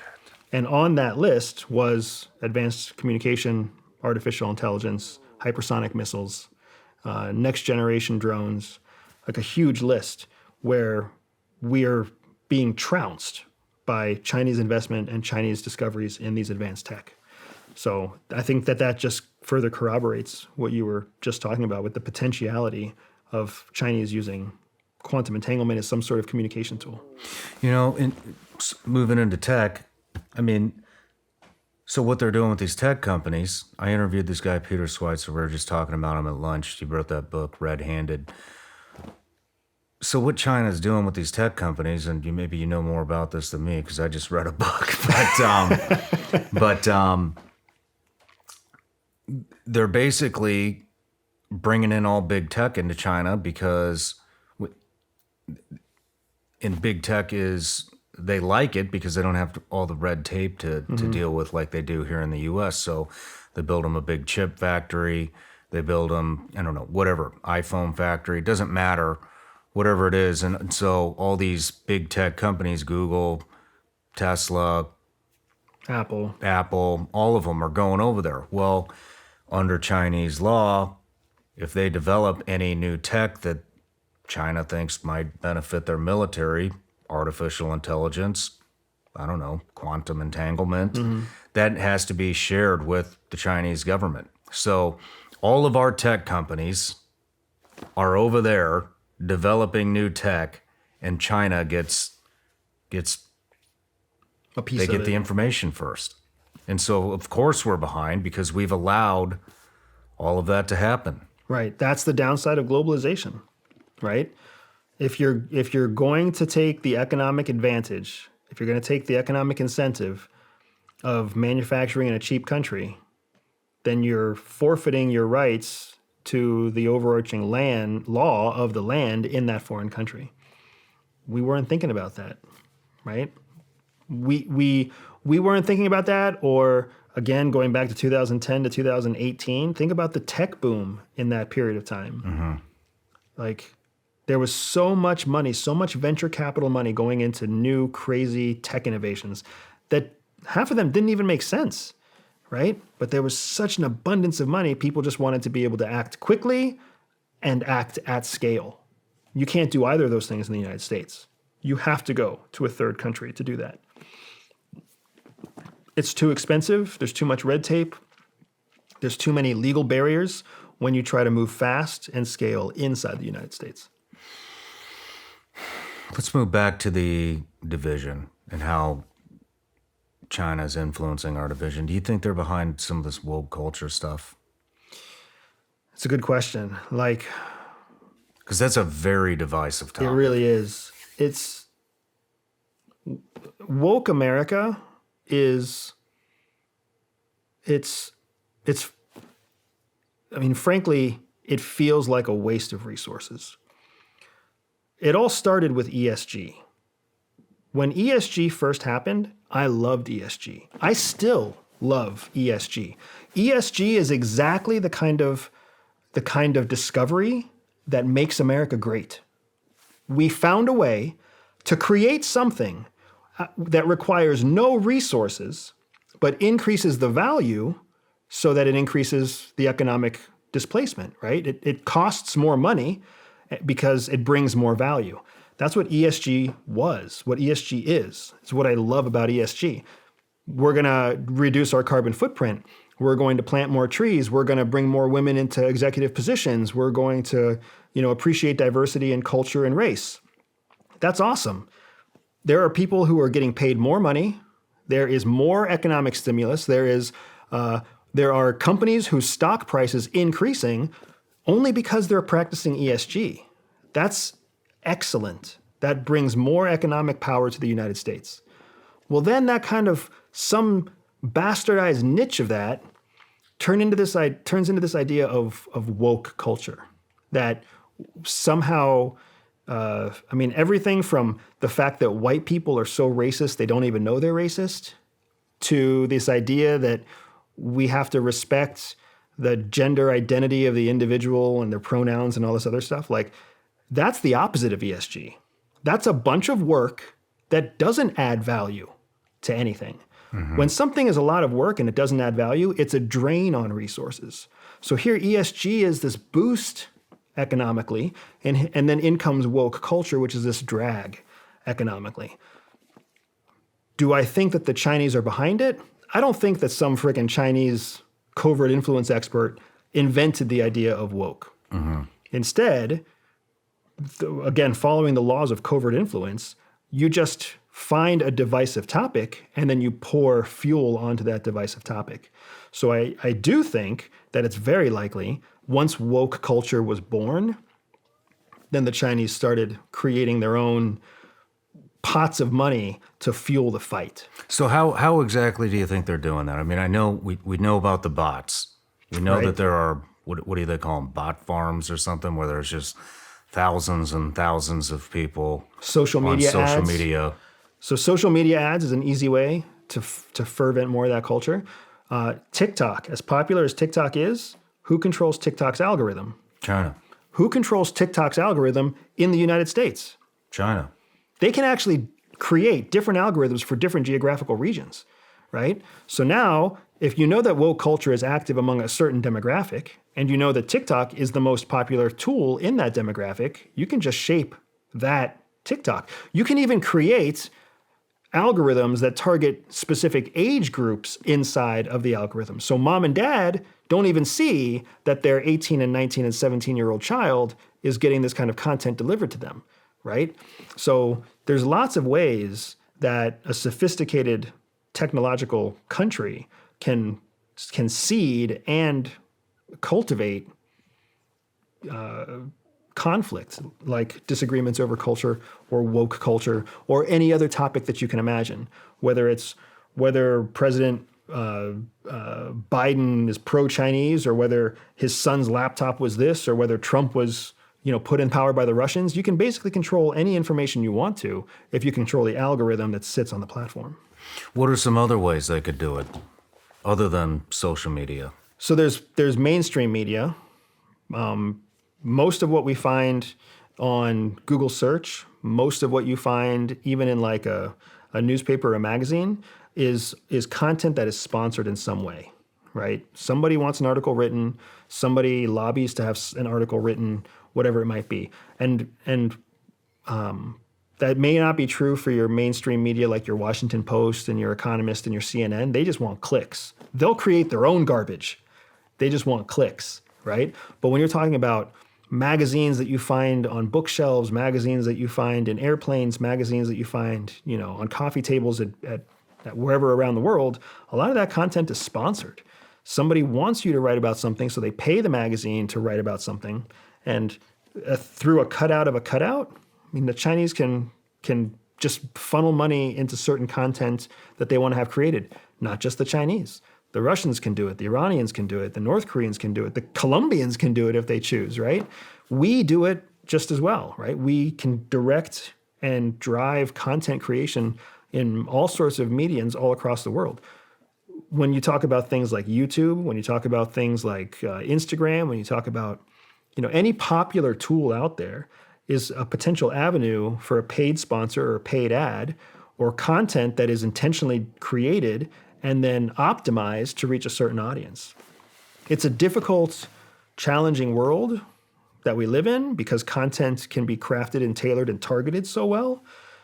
It's also an area where we tap into some of the best freedom and the best information that we can get because conversations like this are very real. The only reason this real conversation can happen is because of the same tools that other people use to pervert true information. Out of all the stuff that we've talked about so far, I mean, what do you think is the most concerning? Or do you have anything to add? Do you have any other? The most concerning thing to me is definitely the fact that China has gotten to a place, specifically with China.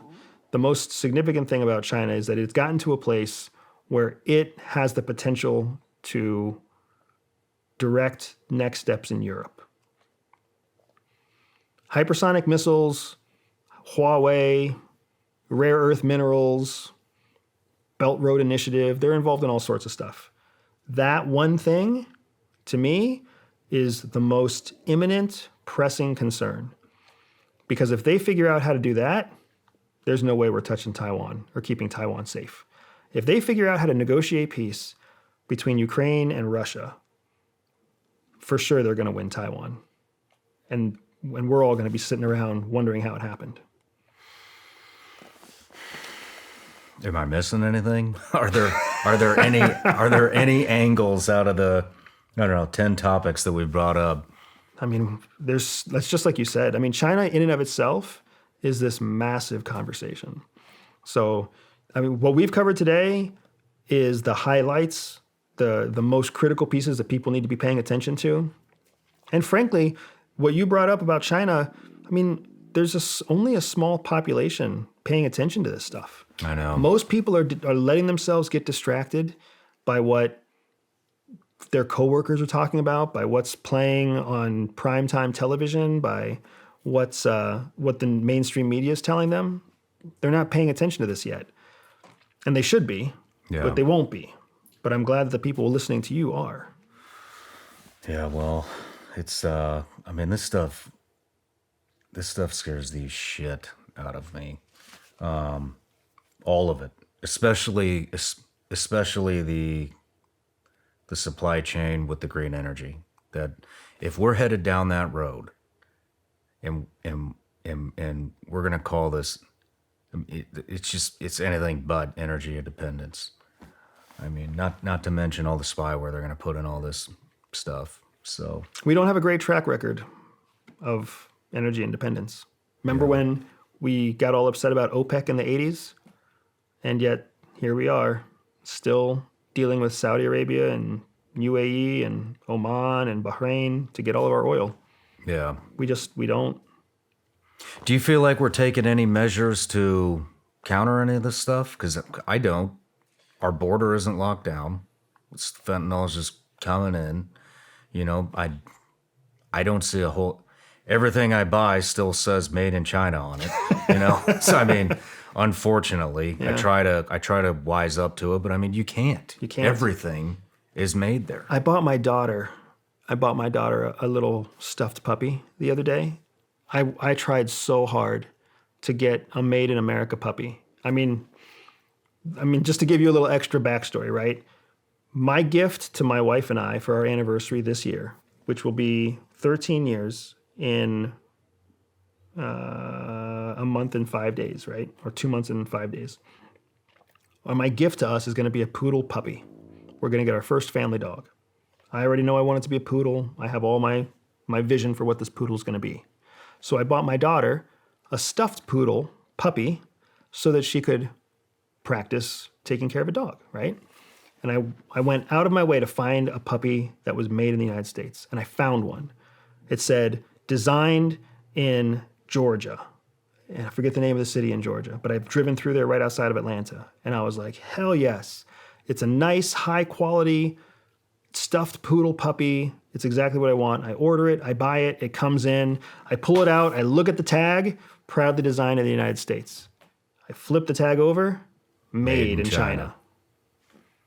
Everybody's doing it. Even I don't do much merch, But even in the merch world, you support somebody, and I don't blame them. You know what I mean? I mean, you can't blame them. There's only so many options, and unfortunately, 99 out of 100 are made in China. And if you want something made in here in the U.S., be prepared to pay double, maybe triple, right? Yeah.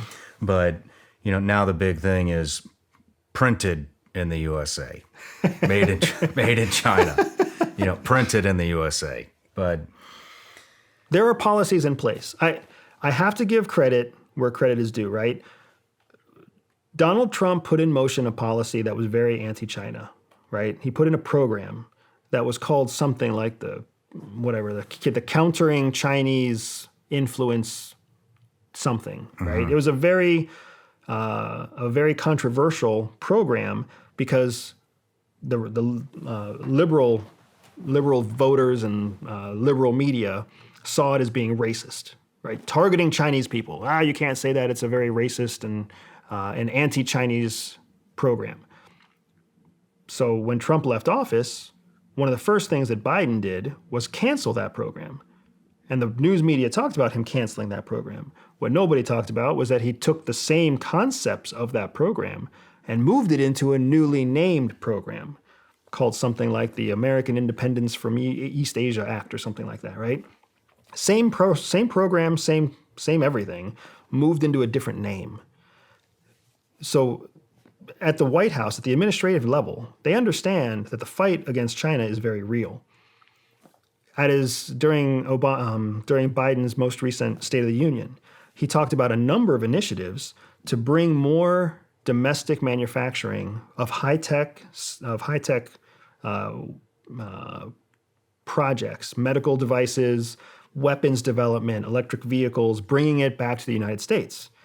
The problem is they have to spend a year drafting it, spend a year voting it in, and then they can't actually start to apply it until 3 to 5 years out. Yeah. So he announced it in 2023 during a State of the Union address to take effect in 2027, 2028. Well, it would have been nice if they would have just, taken the agenda and ran with it rather than deconstruct the entire thing just to try to construct it again. Right. And the bigger question becomes, if we know that those policies are taking place in 4 years, what are we going to do right now, right? I mean, you and I are very tactical.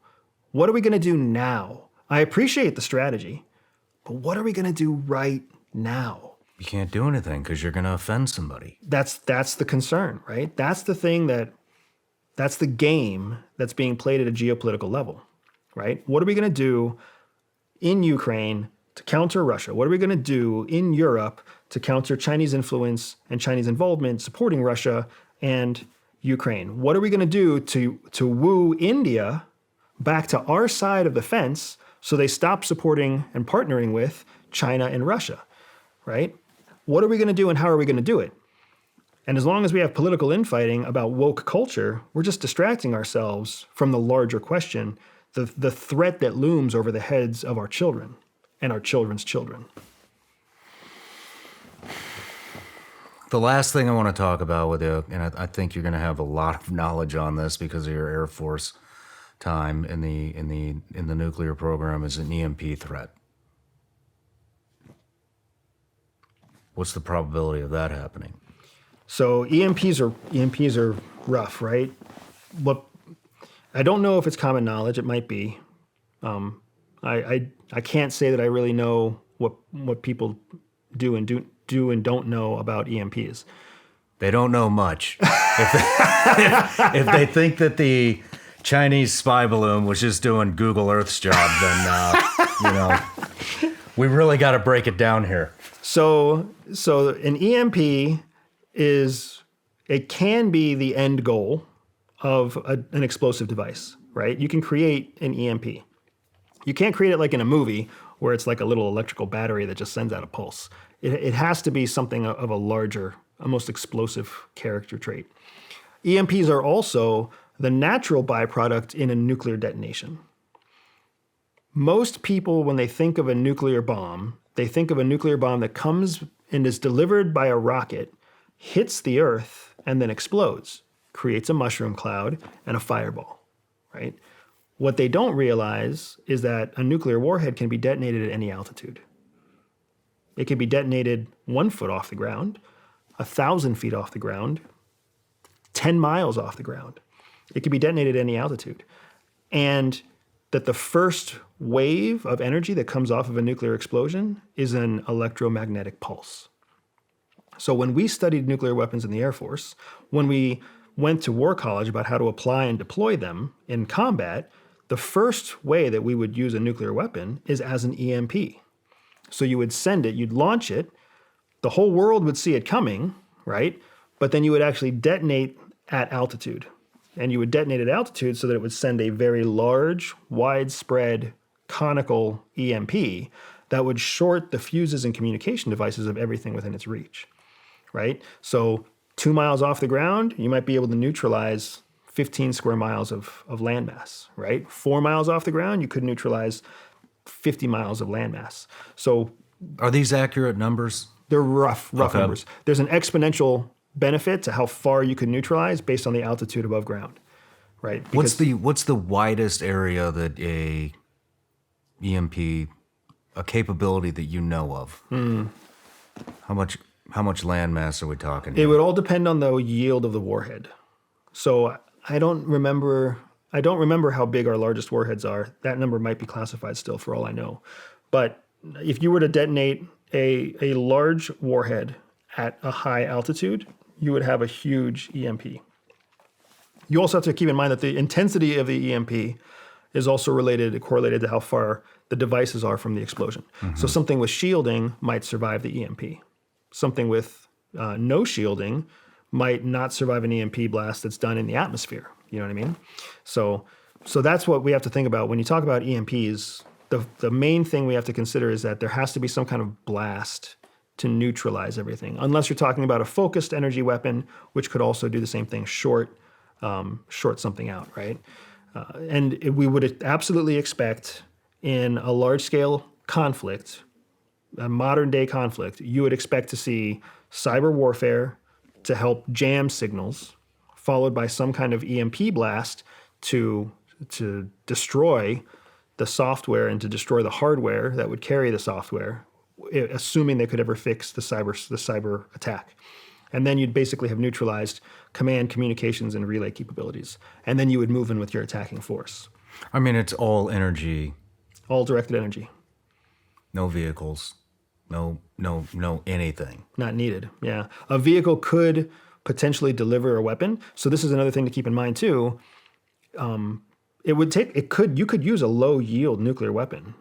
No mushroom cloud, no way to even identify that it was a nuclear weapon. You could potentially drive it in a truck and no kidding, just like pop it up from the back bed of the truck. It goes up 500 feet, half a mile, explodes, neutralizes the entire area. I guess what I meant is if we got hit with an EMP, there would be no vehicles, no electric, no communications, no radio, no nothing. Not if it's modern. You're exactly right. Because an EMP would short the circuitry.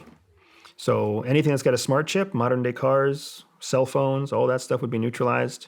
Your old school Chevelle should still be good to go, but your Tesla would not go anywhere. It'd be a brick, right? Yeah, if we were to be hit by an EMP, that's essentially how it would work. And again, the more likely way that we would see anything like this happen is we would first see a cyber attack that would neutralize our ability to identify the incoming weapon that would discharge the EMP. So we would see some kind of mass attack that distracts us and blinds us to the incoming attack that launches the EMP and destroys everything. Do you think that this is a realistic scenario? Not for us, not for the United States. Why so? Because for someone to, first of all, the United States is so large, it would be very difficult to successfully coordinate an attack against the United States that does both of those things, right? And we've got lots of shielding on our most sensitive equipment. So if someone were to try, think of the cities you'd have to cover at one time. Miami, New York, Chicago, Los Angeles, San Francisco, Houston, Dallas, Nashville. You'd have to cover tons of cities with a coordinated cyber attack and coordinated EMPs to neutralize the United States. in the hopes that the shielding that's on military bases would be penetrated by the EMP. It's really unlikely, right? Because if you made one mistake, we'd have command and control centralized, and we'd be able to respond with the forces that we have through backup lines. Your telephone lines wouldn't go down, right? Because they're not reliant on conducting chips. They're reliant on fiber optic cables and sometimes just old school Ethernet cables, right? Like, there'd be a lot of infrastructure still in place in the United States. But that's exactly the kind of attack that I would expect to see in an assault on Taiwan. That's exactly the kind of attack that I would expect to see the next time Russia tries to take one of their former satellite states. I mean, maybe it wouldn't affect the military bases, but it definitely would affect the civilian population. For sure. And with no electricity, there's no food, there's no water, there's no heat. Right. There's no grid. grid. No cooling. You know, and so I think that alone, I mean, what are they, it's estimated, you have 3 days if something like that were to happen before everything comes unglued and it becomes every man for himself. So really, they wouldn't have to take the military out, because the civilian population would just basically eat itself alive. There's the X factor that we're not considering is what happens when there's an attack. Ukraine is a fantastic real-world example of this right now. President Zelensky's approval rating on February 21st, 2022, was 30%. 30%. President Zelensky's approval rating on February 22nd, 2023, was 90%. Now, why am I saying that? Did the guy suddenly become an amazing president in 1 year? He's the same guy, right?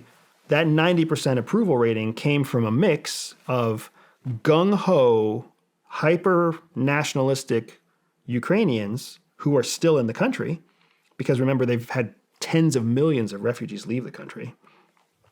Plus, only a fraction of those gung-ho people can even get to a computer to take a survey. So it's a small sample size of a limited population that all answer 90% approval rating, right?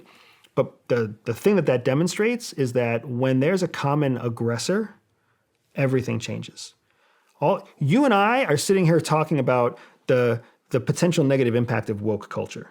As soon as somebody pulls a gun on any of us, on you, me, or some person who self-identifies as they or them, we've got a common enemy. All of a sudden, we don't care about their pronouns. We care about the enemy. So if somebody were to attack the United States, we wouldn't eat ourselves from within. We'd sit there, we'd probably lock arms, pick up weapons, and fight the enemy. That's what we did after 9/11. I know you remember what 9/11 was like. I definitely remember that. That was a different time. It was a different time. We weren't near as divided as we are today. We weren't, but some of the most contentious activity we saw was coming from the Gore and Bush elections just prior to that. Yeah. I don't know. I want to believe you. I really do. But I just don't see. I don't see Americans locking arms. I just don't see it today. We need a common enemy. Yeah. What scares me, to be very honest with you, what scares me is the fact that the administration also knows we need a common enemy. Yeah. So I don't feel like the Trump administration did it. I don't feel like the Biden administration. I don't think unity is on anybody's agenda, you know. And while I do agree that we need a common enemy to unite, I mean, the actions of both administrations are, in my opinion, extremely divisive. I agree. But what I'm seeing at least, is that the Biden administration has wised up to the fact that Russia is not our common enemy. They've been preaching that for a year, right? Stand with Ukraine, Russia's the aggressor, Putin's illegal war, Putin's illegal invasion, Putin this, Putin that, Putin's dying of cancer, Putin's going to be just, pulled out of power by the oligarchs within. Like, how many times have they been wrong trying to tell us what's going to happen to Putin?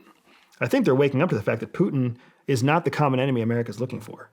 Some of us have even like gone as far as to say, maybe we're doing the wrong thing by supporting Ukraine, right? Even I have said that it's not a good idea to provoke Russia because what we're doing now is playing into Russia's hands. Like, when this whole thing started, it was about countering Nazism in Ukraine. Putin didn't have a toe to stand on when that was his claim.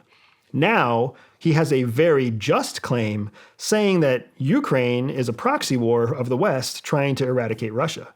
He actually has an argument now. We gave him that argument. But my point is that the administration is realizing that the common enemy may actually be China.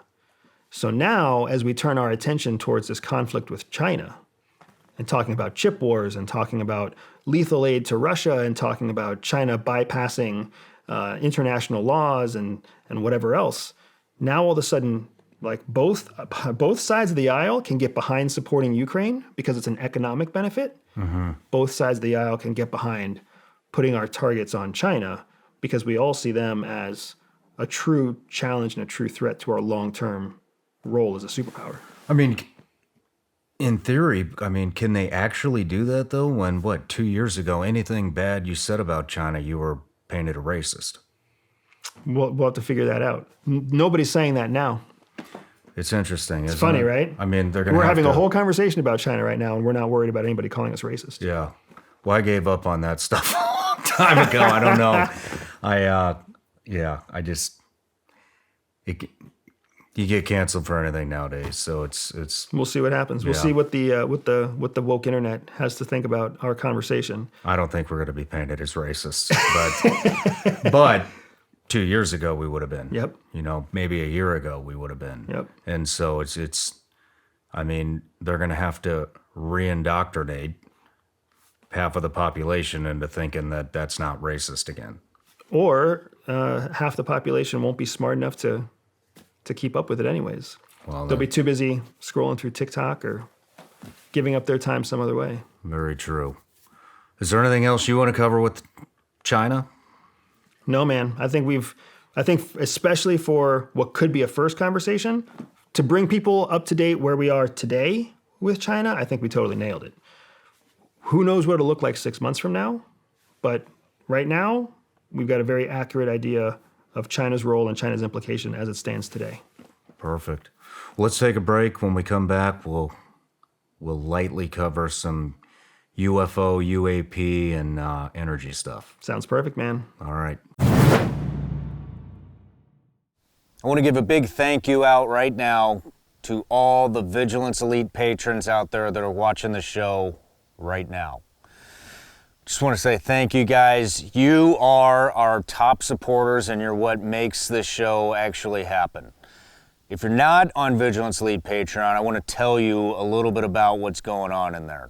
So, we do a little bit of everything. There's plenty of behind the scenes content from the actual Shawn Ryan show. On top of that, basically what I do is I take a lot of the questions that I get from you guys or the patrons and then I turn them into videos. So right now, there's a lot of concern about self-defense, home defense, crimes on the rise all throughout the country, actually all throughout the world. And so we talk about everything from how to prep your home, how to clear your home, how to get familiar with a firearm, both rifle and pistol, for beginners and advanced. We talk about mindset. We talk about defensive driving. We have an end of the month live chat that I'm on at the end of every month where we can talk about whatever topics you guys have. It's actually done on Zoom. You might enjoy it. Check it out. And if Zoom's not your thing, or you don't like live chats, like I said, there's a library of well over 100 videos on where to start with prepping, all the firearm stuff, pretty much anything you can think of, it's on there. So anyways, go to www.patreon.com/vigilanceelite or just go in the link in the description. It'll take you right there. And if you don't want to, and you just want to continue to watch the show, that's fine too. I appreciate it either way. Love you all. Let's get back to the show. Thank you. COVID was a blessing in that sense. People could look over the shoulder and see the history of America that's being taught. You want to know what it has in it? Sodomy, rape, and drug use. Teachers are introducing our kids to sexual concepts and sexualization and playing that role as an intermediary as opposed to parents. Having raised my boys in what amounts to be a homophobic suburb, I ask that you really think of the students before you start pulling books off the bookshelves. Do you think all the left is into these woke agendas, or do you think it's a small portion of the left? I think it's there's definitely an extreme element of it. The book, actually I started a couple years before I decided to run for the Senate. And the book was based on this idea that the country was headed in the wrong direction.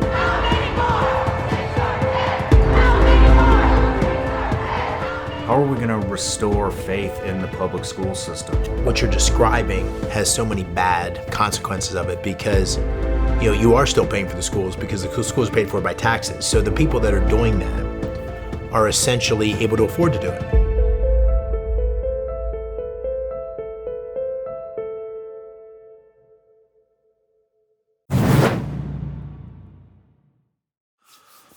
All right, Andy, we're back from the break, the final break. We're going to cover the weaponization of space or weaponizing space and UFO, UAP, maybe some free energy stuff. Yeah.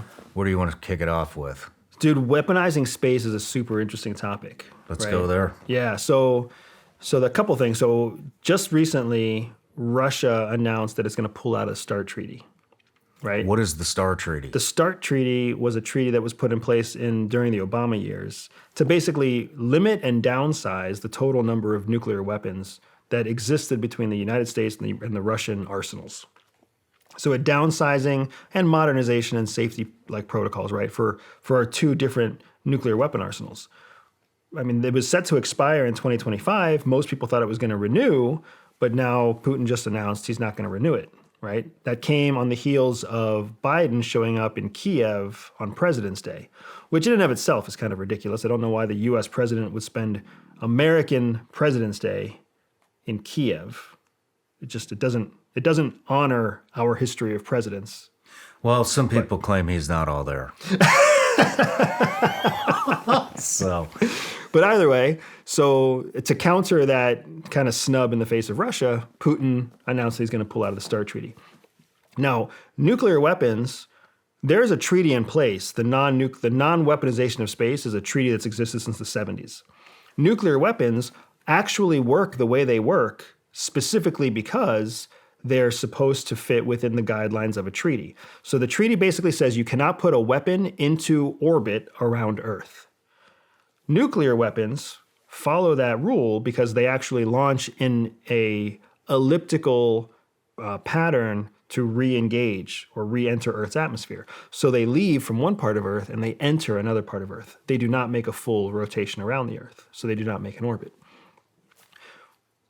With the idea of weaponizing space, it becomes scary because now there are so many more people involved that were never part of that treaty. China's putting things in space. They were never part of the original treaty. We've got commercial entities putting things in space, right? You've got friggin' Elon Musk is launching Teslas into orbit. So there's all this stuff now going into space that was never part of the original treaty not to weaponize space. And all you would basically have to do is essentially put something into space that's carrying a laser, carrying even a dumb bomb, a dumb explosive, right? All you need is gravity. You can just drop something out of a vehicle in space, and as long as it can withstand re-entry into the atmosphere, essentially you have a space-based weapons platform. So it is scary to think about the future. Modern-day weapons, smart weapons, energy-directed weapons, or directed energy weapons, laser weapons, being based in orbit around the Earth. How many countries do you know of that are putting weapons into space? I don't know of anyone currently putting weapons into space, but the countries that we know have the infrastructure to put satellites and to put large vehicles into space, I mean, that's got to be pushing up towards 25 or 30 countries. I mean, just some of the ones that jump to mind that I'm not comfortable with putting items into space. Pakistan can launch into space. India can launch into space. Turkey can launch into space. Iran? Iran can probably launch into space. I mean, if they can't do it themselves, they'd be able to get the know-how from the Russians or the Chinese to be able to do it, right? North Korea might be able to launch into space. They have missile platforms that carry nuclear weapons. So there's a lot of very intense applied mathematics that goes into getting something into orbit and making it stay there. But I mean, these are all countries that have a grudge with someone else that they might consider putting a weapon into space. At least the United States and like Russia, for example, like we have this contentious relationship. Remember, in World War II, we were allies, and then there was the Cold War, and then coming out of the Cold War and in the early 90s, we kind of became friendly again, and then that has slowly kind of dissolved into what it is now. Obviously, exacerbated significantly in the last year. But there's a weird relationship where both of us are really fairly responsible nuclear partners, at least until we see otherwise. What do you think about all this UAP, UFO stuff? It's being brought up more and more and more, and there's all these conspiracies around it. Everything from, have you heard about the false flag alien invasion? No. You haven't? No, I haven't heard about this yet. Well, some people think that the globalization is going to occur after a false flag alien invasion, and that's why all these UAP and UFOs are coming up in the media, because they're gonna falsify something that's going to create enough fear to where we all listen to the one world government. A false flag alien invasion, meaning some deep shadow government is making us think there's UFOs? Yes. Wow, that's convoluted. Yeah. But why do you think this is all of a sudden just hitting the mainstream? So more and more and more. Yeah. So that I think is an excellent question. UFOs have been something people have been interested in a long time, right? As long as we can remember seeing things in the sky that we can't immediately identify, that was the birth of the UFO. UFOs and aliens, I think if you take a look closely, they're two different things. UFOs are just what's in the sky. Aliens are life outside of our planet. It's a nuanced difference, but it's still a difference. The reason people are obsessed with UFOs is because people don't like, cognitively, human beings don't like an open loop in their reasoning process. You don't like it, I don't like it. It's the reason that television series always end on a cliffhanger. It's the reason that books end on cliffhangers. It's the reason that you read emails from email marketers and they always tell you what they're going to tell you on the next email, right? The human brain doesn't like an open loop. We like a closed loop. We like closure. So when there's an open loop, we get fixated on it. So the idea of this mystery of what's in the sky, we get naturally fixated on what could that be? Whether we want to or not, we start theorizing. Could it be this? Could it be that? Could it be this? We're trying to close the loop cognitively. That's what drives us compulsively with UFOs. What drives us compulsively with aliens is actually a question of how human beings, how we relate to mortality. You're going to die someday. I'm going to die someday. Right now in our 40s, where it's more real to us than it was in our 20s, when we probably both thought we were impervious. But imagine how we're going to feel when we're 60. Imagine how we're going to feel when we're 80, right? The closer you get to death, the more intense your questions start to become about, is there life after death? Is there more after death? Am I really just a pile of a functioning like biological system, and then I'm going to die, my system's going to stop working, and I'm just going to be dust? Is that really all there is to it? Or is there more? And that question of is there more is what really drives our fixation with alien life. Because what if there is life outside of Earth? What if when we die, our spirits go somewhere outside of Earth? What if there's some technology out there that these advanced creatures may have that could help me prolong my life, right? What if there's something, some great mystery that I haven't discovered in my 65 years of existence because I'm bored with everything of life, and now the only thing that's new and unknown to me is this idea of alien life. So the question of aliens is really intricately connected with the human existence, with our mortality, right? So you can see that you can separate these two things. One is a question of mortality, one is an open loop of the mysteries of what's going on in the sky. Now, the reason that these two things have always been around, but they've become so intensely mainstream, is because of the UAP report that the government released, 2 years ago now? 2021, possibly 2022? The federal government finally released that they had been collecting information about UFOs and UAPs since the 1950s. Once we heard that the federal government, the CIA, the DIA, NSA, had been actively collecting, running intelligence operations against Russia, for crying out loud, to try to collect information about UFOs and UAPs. Now, all of a sudden, what that did is it lended government credibility to these two open loops that we've been suffering from for so long, which now made it so that maybe in secret you thought they were aliens, but you never talked about it with your friends, or maybe in secret you thought they were UFOs, but you never mentioned it to your wife. Now all of a sudden the government's talking about it. So now everybody can talk about it, which opens up the conversation to everybody who has an opinion, right?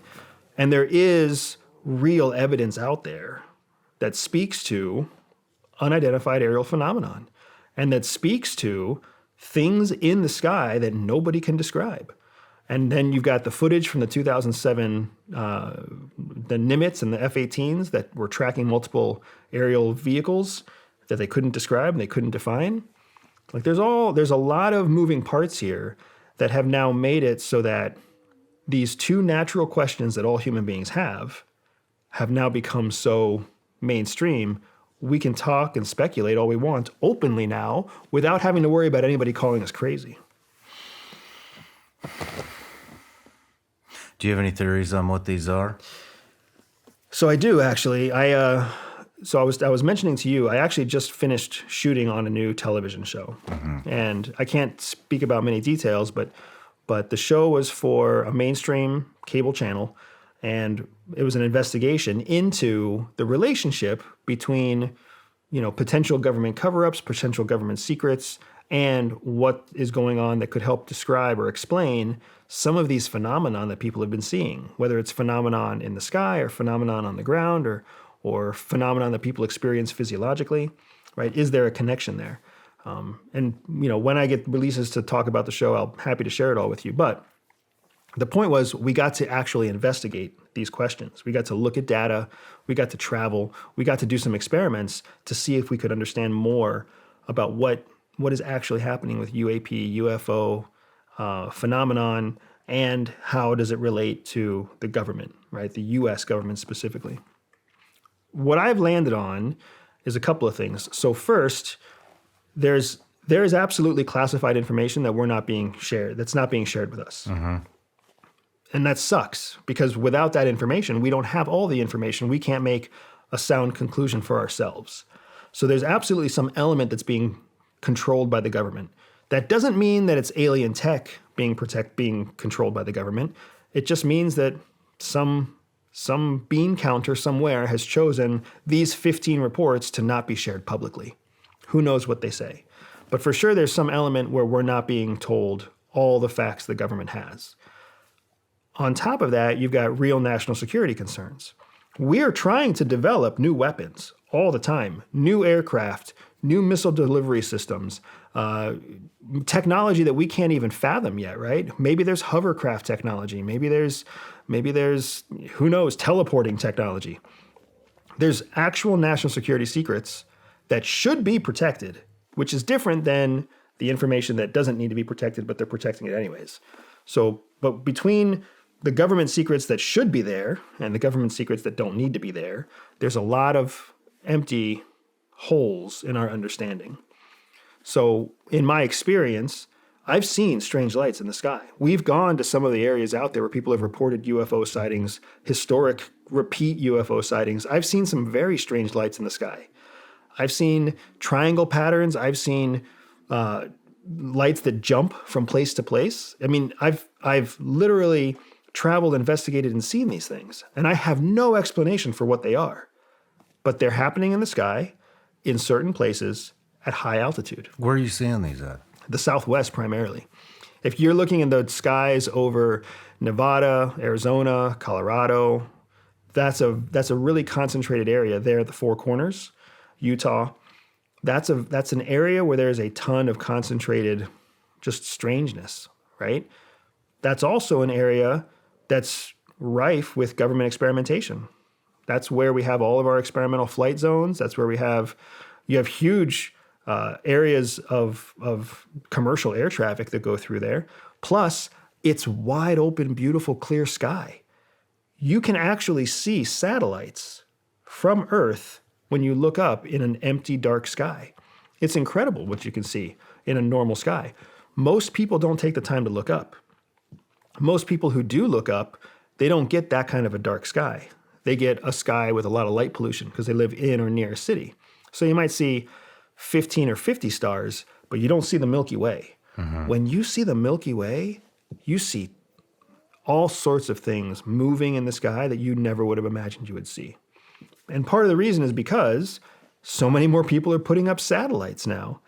You've got SpaceX puts up satellites, governments put up satellites, commercial entities across the world put up satellites. I mean, for crying out loud, Entanglement, which is a French communications company, Entanglement puts up satellites on an almost monthly basis, building a network of satellite-based cellular communication that they use around the world commercially, right? So there's so much in the sky, people see it all the time. And we don't know what we're looking at. It doesn't pop up on a flight tracker. Nobody announced that they're going to put something in the sky. You just start to see it. Now, a satellite looks pretty clear, right? Mm-hmm. It's a straight line. It moves at a steady speed, starts in one place, ends in another place. But the stuff that's up there isn't always a satellite. I've seen strange glowing orbs, like balls of light that change direction. I have no idea what that is. Is that an airplane that You've seen that? Oh, yeah. How many times? Maybe 3, and only in the last 2 months while I've been shooting this show. Wow. But what is it? Could it be like an alien aircraft? Maybe. It could also be a domestic aircraft that forgot to turn off its headlight. Probably not, but it could be. It could also be a natural phenomenon. I've learned about things like ball lightning. Have you ever heard of ball lightning? No. Lightning, the environmental conditions that create lightning can actually be created on a small microcosm and in a ball. So it's lightning in a ball. It just looks like a light in the middle of nowhere, floating. There's also pre-indicators of earthquakes. There's geological effects that happen that release energy, electromagnetic energy into the atmosphere. When the energy comes up from a fault line and comes in contact with certain conditions in the atmosphere, it creates lights in clouds, almost like a light switch in a cloud. And all of a sudden, the cloud is a light and floating, right? We know these things exist. They've been studied, they've been talked about, but they're not mainstream. So how many of the lights that people are seeing that are strange are these true geological or aerial phenomenon that can be explained, right? Unknown aerial phenomenon, UAP, versus known aerial phenomenon, KAP. Unless you know that ball lightning exists, you're not going to know what it looks like when you see it. So there's this subset of celestial things, satellites, that we understand. Then there's a subset of just unidentified domestic or unidentified commercial things like aircraft. And then you've got these natural phenomenon like ball lightning. Only after you've gotten through all 3 of those do you get to the really, really strange stuff. Mm-hmm. And I mean, that is stuff that I don't know whether or not I've even seen really, really strange stuff because there's so much going on in the sky. Yeah. What do you think about free energy? A lot of people think that the government is hiding free energy from us. Do So- you think that? It's interesting. I know that, back when Nikola Tesla was experimenting with a way to create energy and transfer it across large distances, it was always with an eye towards having it be free and accessible by all people.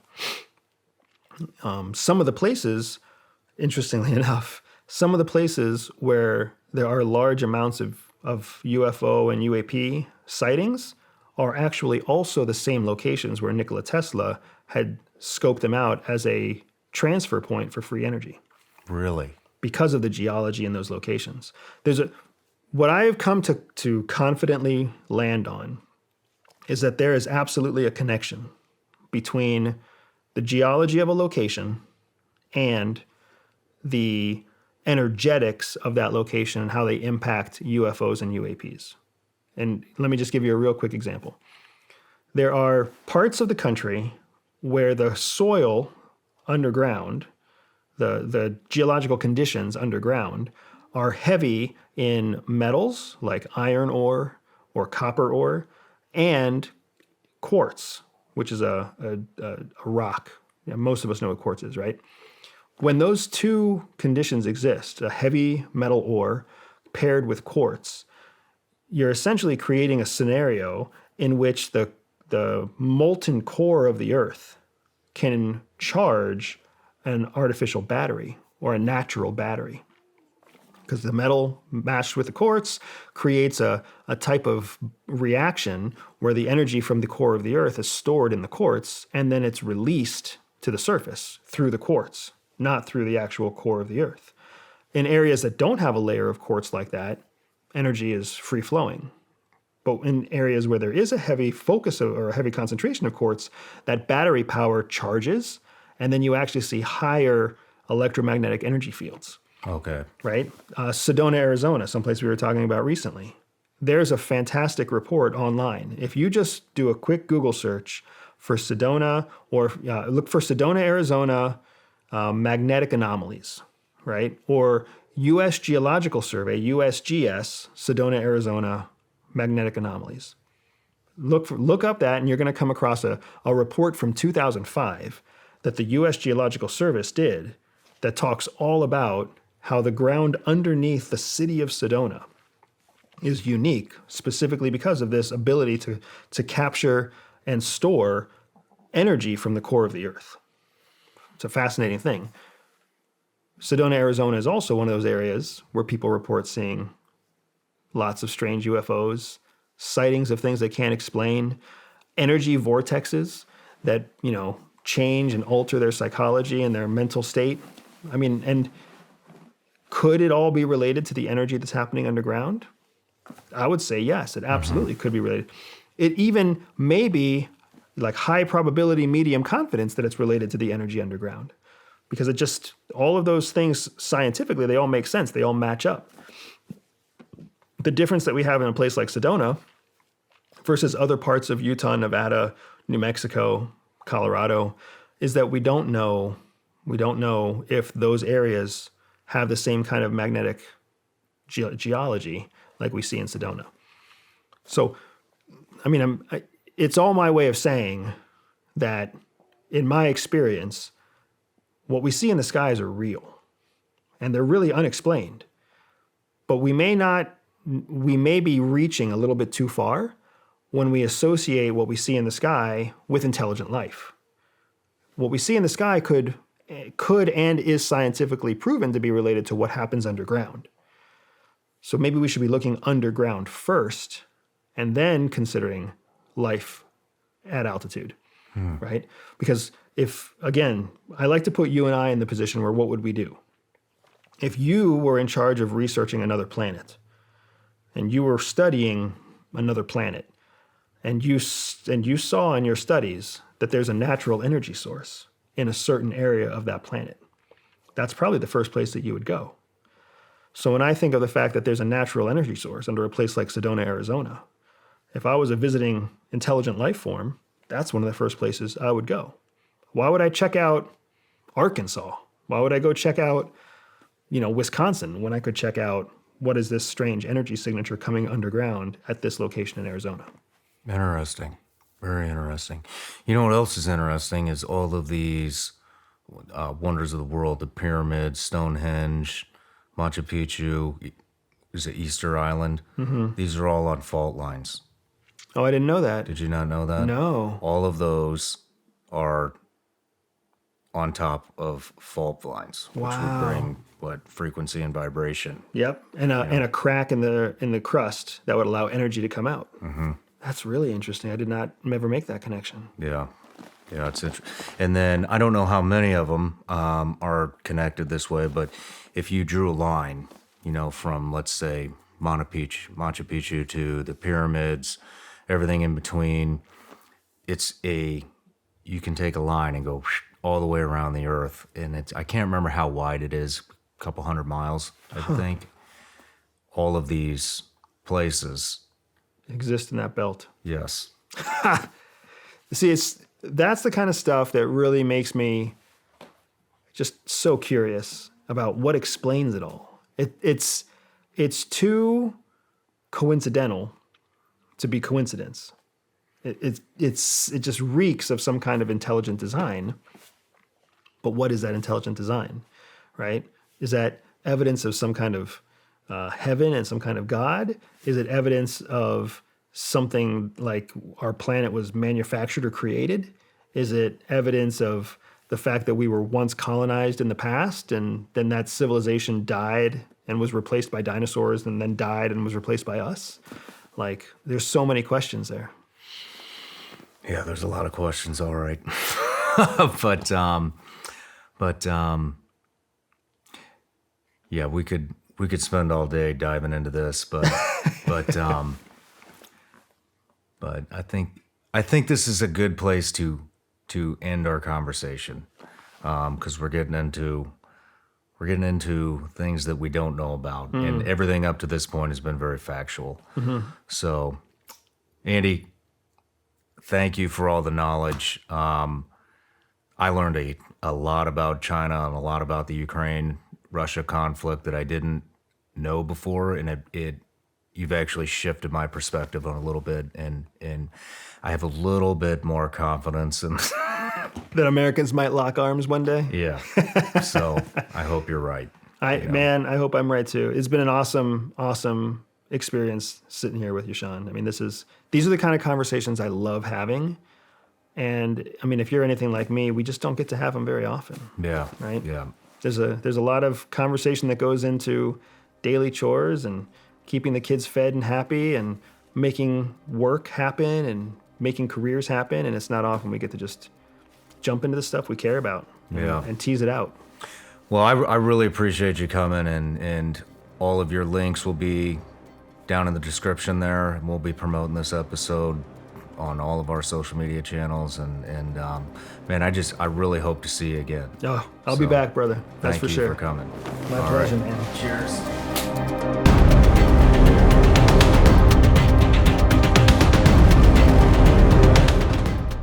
Hey everybody, I'm Shawn Ryan. Click here to subscribe to the Shawn Ryan Show YouTube channel for the hottest and most compelling interviews that you will not see anywhere else. I've also made a playlist of all the previous SRS episodes, so they're easy to find. You can find that right here.